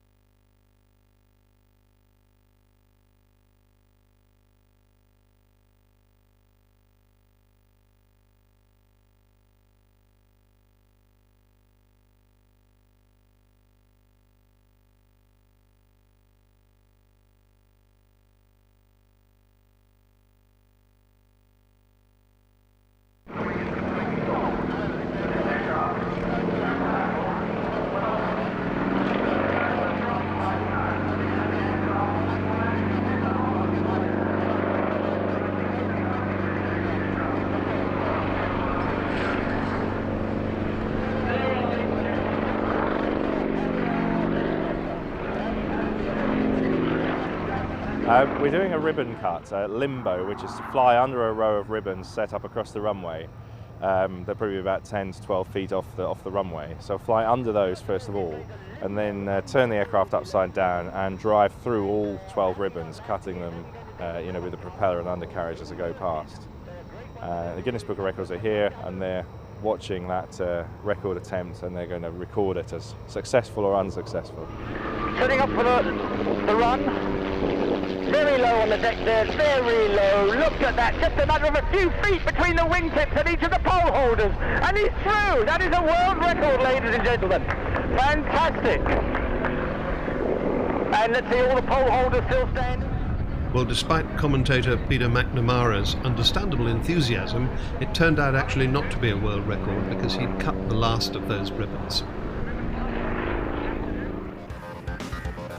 This year, for the first time, the Royal International Air Tattoo sees the Guinness World Record Robot Contest. They're creepy, they're crawly, they're super fast, and they're at IAT.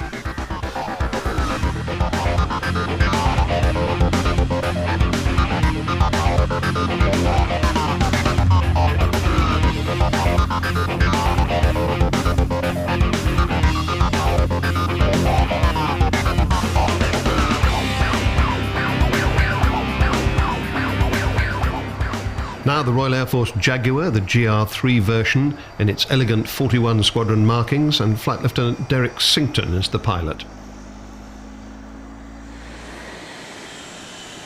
Like the Sea Harrier, Jaguar is also disbanding. Of the operational squadrons, 54 Squadron was disbanded in April 2005, 41 closes in April 2006, and the final squadron, number 6, will disband in 2007. But we still get a good display from Derek Sington.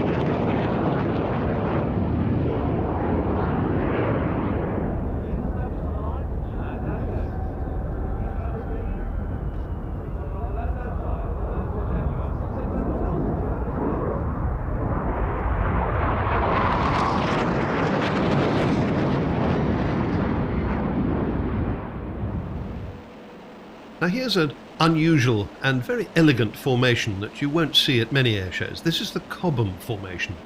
There are 2 Falcon 20s from FR Aviation, and there are 4 Hawks from FRADU, the Fleet Requirements and Air Direction Unit. They call themselves the Black Sea Hawks. Now this lot set out to train the Royal Navy in how to defend itself against sea-skimming missiles like the Exocet. So the Falcons, the twin-jet executive type aircraft, they simulate the bombers that are going to be dropping these sea-skimming missiles. They have on board all sorts of electronic countermeasures. They can simulate all the things that the Navy need to see, and they use the Hawks as the actual missiles. So they wouldn't normally be flying in an elegant formation quite like this. This is done just for sheer beauty of the thing, and with the combination of the dark blue elegant colour scheme of the Falcons and the straight black of the Hawks, I think you'd agree it makes a nice picture. The Falcon pilots for FR Aviation are Graham Archer and John Danning, and the 4 pilots of the Black Sea Hawks are Martin Stoner, an ex-Red Arrows man, Warren Ward, Neil Buckland and Harry Wilhelm, who's an ex-German Navy submariner and Tornado pilot, and there's a combination for you. Now in a moment we'll see the sea-skimming missiles dropped from the attacking aircraft. There they go now, and you'll see them accelerating away. They would be accelerating towards a ship which would be expecting to defend itself. These guys get to fly at about 6 inches above the sea, have a wonderful time, and attack ships and try and catch them when they're not looking.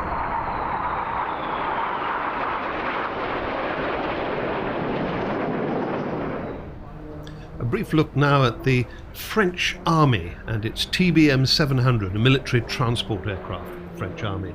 A single turboprop aircraft this, so it has a propeller at the front. Now interestingly, because it's a transport aircraft, it also needs to have weather radar, and you can't have that where it would normally be on the front because the propeller's there. So it has it in that little bulge on the left wing there, on the right as we look at it. Flown by Warrant Officer Ludwig Bouillard and Staff Sergeant Stéphane Brendel, the French Army.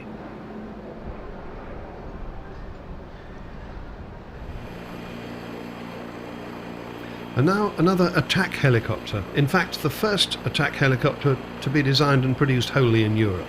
This is the Agusta A129 Mangusta. It means mongoose. Good name for a striking helicopter. It's based at the Italian Army Aviation Centre in Viterbo. Captain Orsini Carmine and Captain Luca Rognaldi flying it for us today. And you can see the missile carriers under the racks, right and left of the aircraft. TOW anti-tank missiles are carried there. And a big gun at the front under the nose, an M197 20mm chain gun. It can also carry 2 other machine guns in pods. A very vicious, smaller attack helicopter.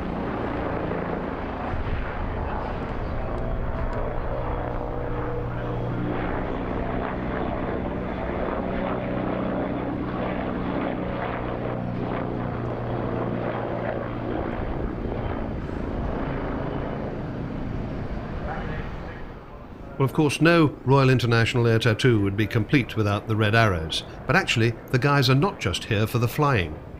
Well, for our programme today, for example, it is clearly flying later on in the day. But this morning, we're just waiting for the team to arrive now. We've got engagements with the RAF girls and boys down there, where we'll go meet some of their guests and mingle with the public. We're going to work with the RAF recruiting team, which we do quite frequently at the Red Arrows Hawk, and we'll be signing and meeting mostly youngsters when we're there. And we also take in the disabled enclosure this morning, because obviously those good folks can't get around quite so easily, so we go to them and we work with other charities and other people who are here. Red 8, Jez Griggs, seems to be the man of the moment. We've basically signed, this is Harry Potter's latest book, which we've all signed. It's going to fly with Dickie today, the leader in the team. It's then going to be auctioned for charity to raise money for flying scholarships for the disabled, which will be presented to the people tomorrow and hopefully raise a lot of money for their good cause. So we're getting all the guys to sign it. It's going to fly with Dickie, and then the presentation will be tomorrow.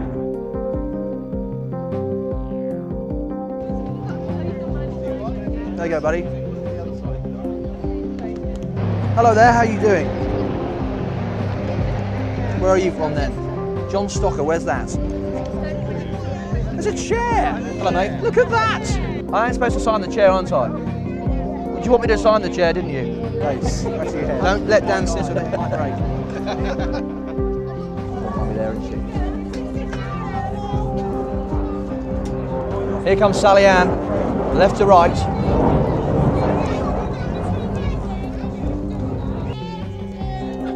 Air Tattoo!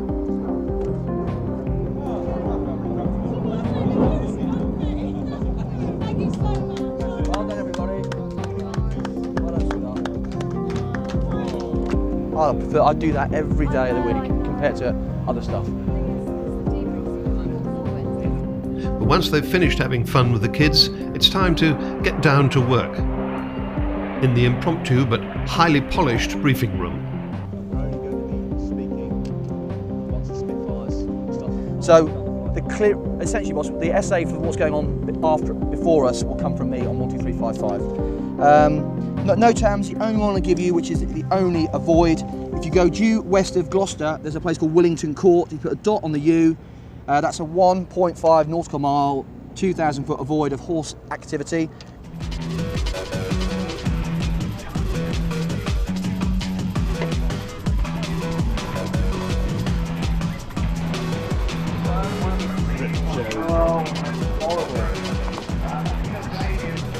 See you later.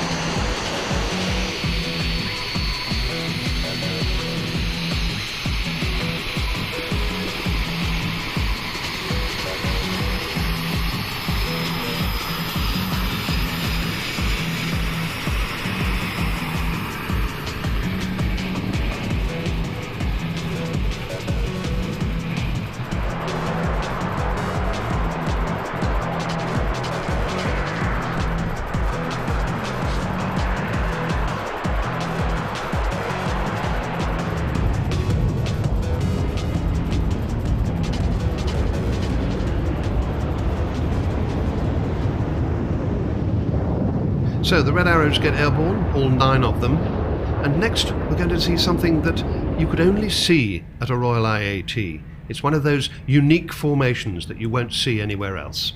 It celebrates the show's theme of eyes in the sky, because flying with the 9 Hawks are going to be 3 photo reconnaissance Spitfires.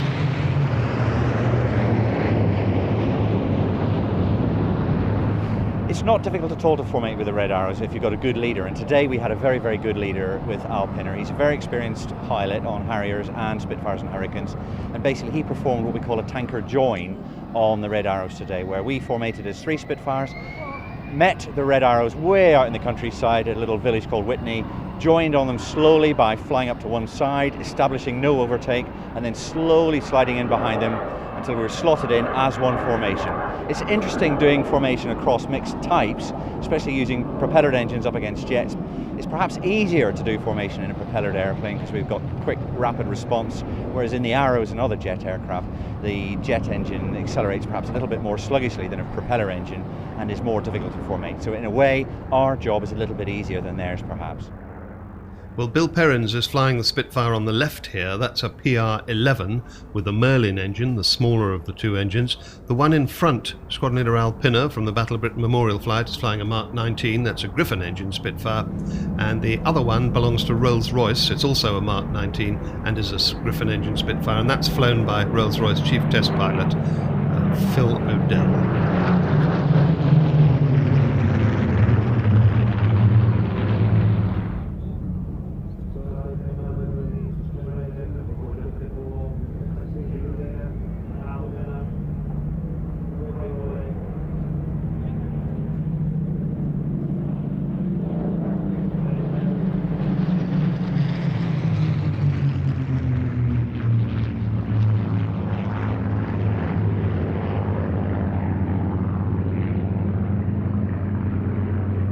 So, having given time for the Spitfires to land, the Royal Air Force aerobatic team now show their full display, and they start in that basic Diamond 9 formation.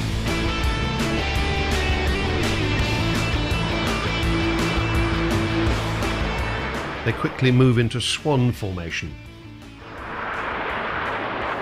That lovely plan view, shadows cutting across the smoke trails.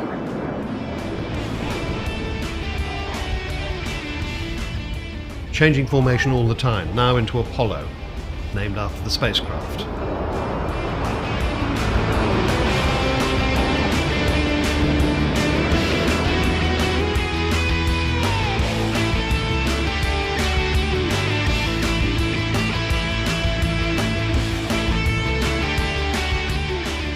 Next formation change takes them into a new one called Lancaster. It's the square shape of the Lancaster bomb. As they pull up in Lancaster, watch for them to split into a 5 and a 4 ship.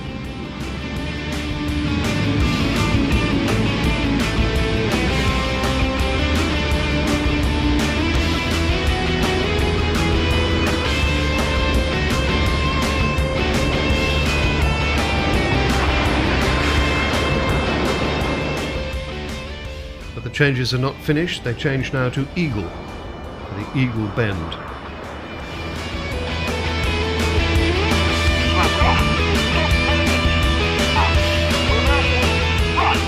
And another formation shape coming up to follow Eagle, Chevron Roll.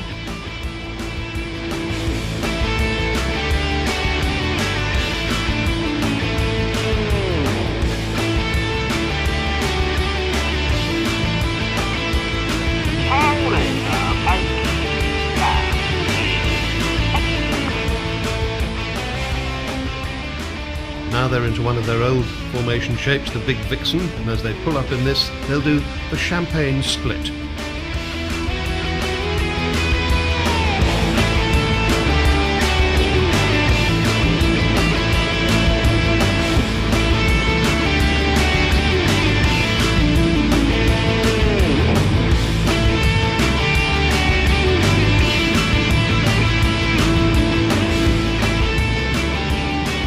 And that means that the synchro pair have split off from the main formation, Flight Lieutenants Dan Simmons and Simon Stevens. Their first synchronized maneuver is called the Cyclone.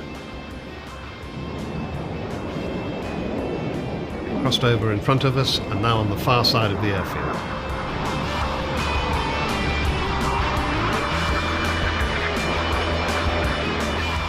Next, it's 5 aircraft in a sort of tunnel-shaped formation, ready for the next manoeuvre called the Goose, when Flight Lieutenant Jez Griggs, we saw him doing all that signing, flies up through the middle.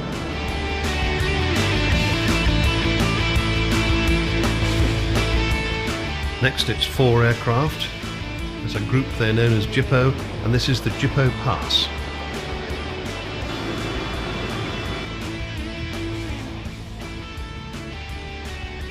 Rollbacks now. From Enid, they roll out a pair at a time. You can see the air brake dangling down there, so they can use power against air brake, give them more manoeuvrability.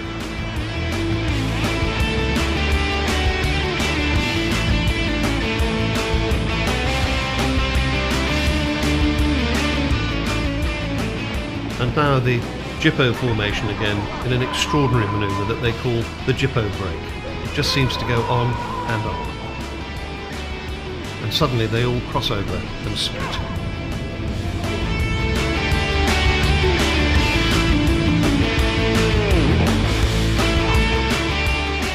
And that tank under the fuselage of the aircraft is where they keep the diesel that makes the smoke. Red, white and blue. And the final manoeuvre of the day for the Red Arrows, led as always by Squadron Leader Dickie Patunas, Red 1, is the Vixen brake.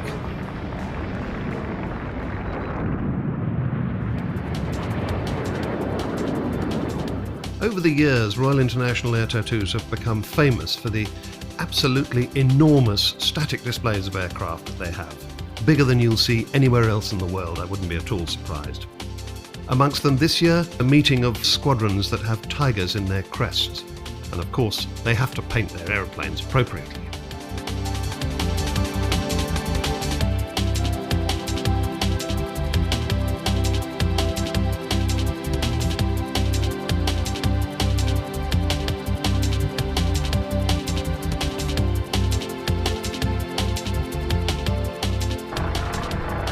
An attractive little team from the Navy now, the Black Cats from the 702 Naval Air Squadron at Yeovilton. Why the Black Cats when they're coloured grey, you may ask? Well, the squadron crest of 702 is a lynx, that of course is a black cat. Lieutenant Steve Gamble and Lieutenant Paddy McWilliams in the lead aircraft, Lieutenant Simon Vorley and Peter Talbot in the number 2 aircraft.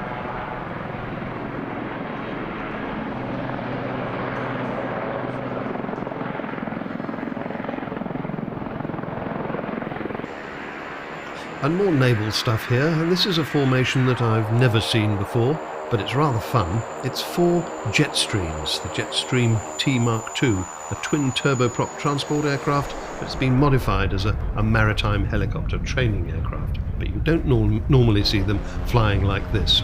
Marcus Sutcliffe leads this formation, Paul Cheeseman is the number 2, Roger MacDonald the number 3, and Adrian Sumner is flying the number 4.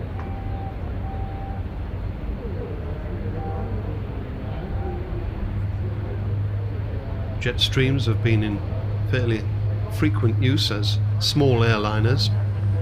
This, of course, is a military version.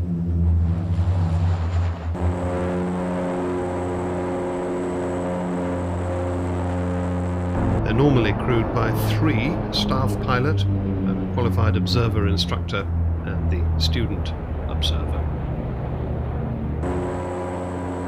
750 Naval Air Squadron at the Royal Naval Air Station at Culdrose is where these aircraft live.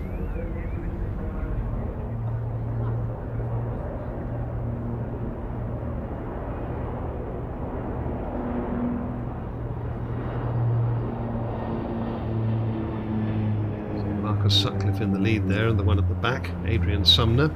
Flying with him is Lieutenant Paul Maloney.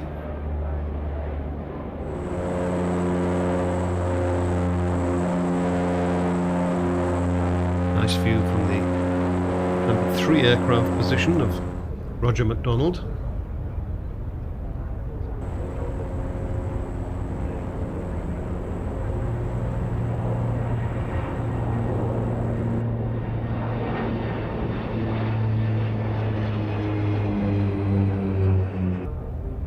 And how lucky everybody was with the weather. Perfect weather for a flying display.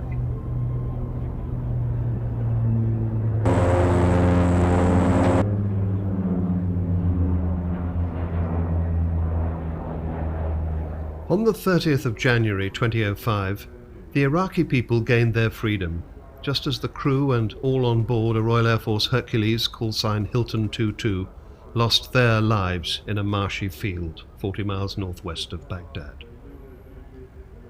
I could do no better than quote the words of their station commander, Group Captain Paul Oborne. This team, he said, our boys, gave their all for a people that they barely knew. They didn't choose to die, but such is the honourable nature of our profession that when the moment of sacrifice alighted upon their own personal battlefields, their feet stood fast, they knew their duty, and they honoured the loyalty of their friends and colleagues, of their squadrons, their regiments, and their service. They were professionals, and because of their mission, they were the best. They were great characters, all of them, full of fun and mischief and laughter. They lived and laughed and fought together as a team. And they died together. So here is a formation of Hercules aircraft representing all the squadrons at Lynham, flown by the colleagues of the men who died. They will salute their comrades by performing a missing crew manoeuvre. As the formation reaches the centre of the display, the aircraft on the leader's left pulls out of the formation, and the gap that's left signifies the crew that did not return from the mission.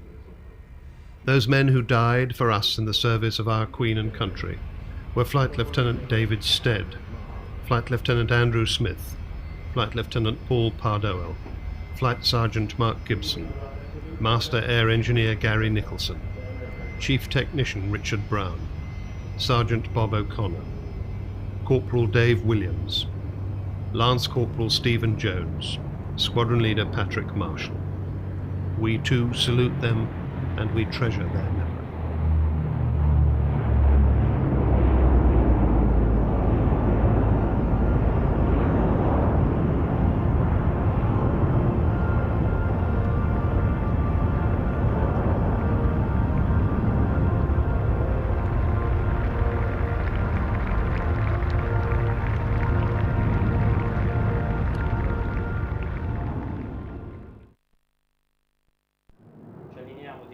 Well, we'll leave the final display of our programme today to the grace and the charm and the technical skill of the Italian aerobatic team Il Frecce Tricolori. Well, you know, when you fly, for example, on an F-16 on a Eurofighter, you feel at the top, and when you're joining the team, we used to say that after 10 years in the Air Force, you're still carrying the luggages, and you have you need to understand that since you never did it before, you have to start once again from the beginning. And some people is able to understand and to do it, and some other has some more difficulties. So I think that the best pilot is the one that understands, okay, I'm starting a new job and I will start from the very beginning. Okay. Red Arrows pilots from Red Arrows stays in the team just for 3 years, and then they leave, they go back to their squadron, while in the Frecce the minimum period is 5 years. After that you either can leave the team or you can stay in the team and become the leader or the solo or number 6, which is the leader of the second section. Of course, it is so nice and beautiful, and it is an honor to stay in this team. So usually when you have been asked to be the leader, you just jump like a little kid because you are so happy and you don't believe this and you don't believe it. They are asking you to do this.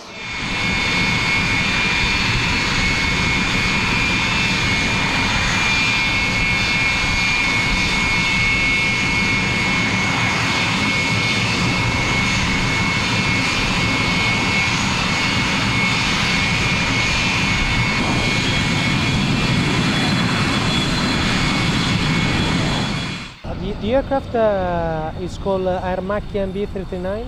It's an aircraft designed and built in Italy by the Aermacchi factory in a small place close to Milano. We used the MB339 since 1981. We used to fly the G91 before this kind of aircraft. Is the aircraft that was selected to equip the training squadrons in Italy. Roger, check lorry, clear takeoff, clear display, 72803 knots. Roger.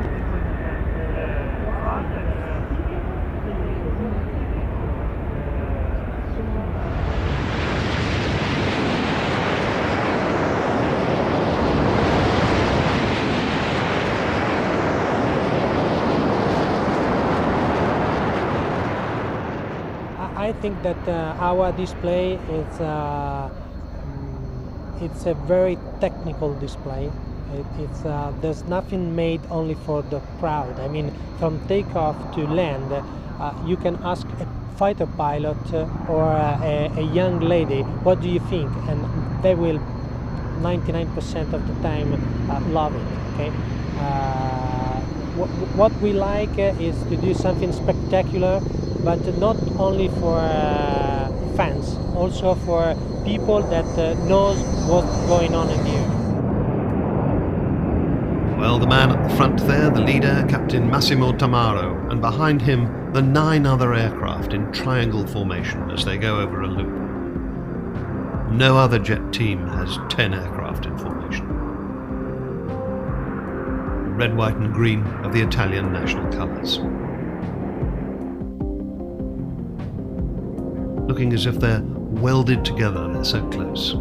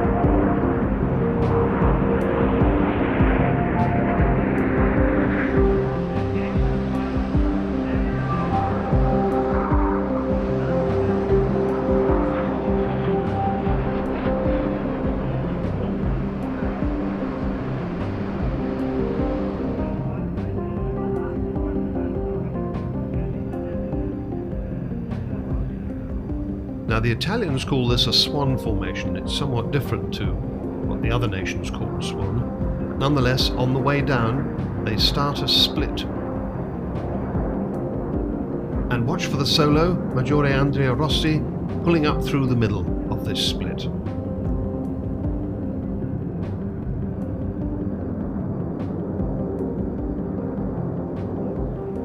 And when he gets to the top of his climb, with his speed reducing to 0, he does something that, as far as I know, only Russian jet aircraft do. Most Western jet aircraft can't do this. He actually lets the aircraft go backwards.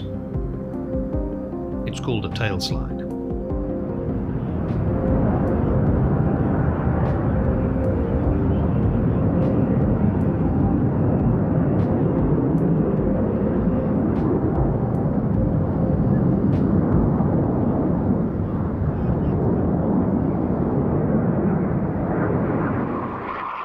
Once again, all 9 are together, and as they come over the top of this manoeuvre, here's a bomb burst.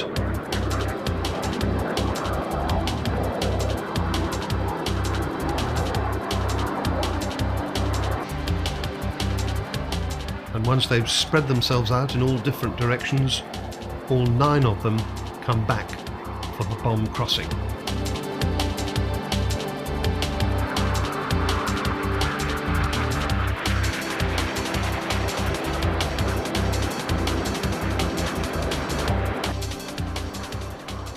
And here's Andrea Rossi again demonstrating the low-speed manoeuvrability of the MB339 with his crazy flying.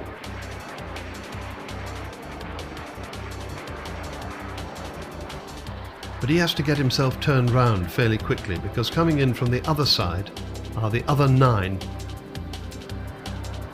with what is surely the biggest Italian flag in the world.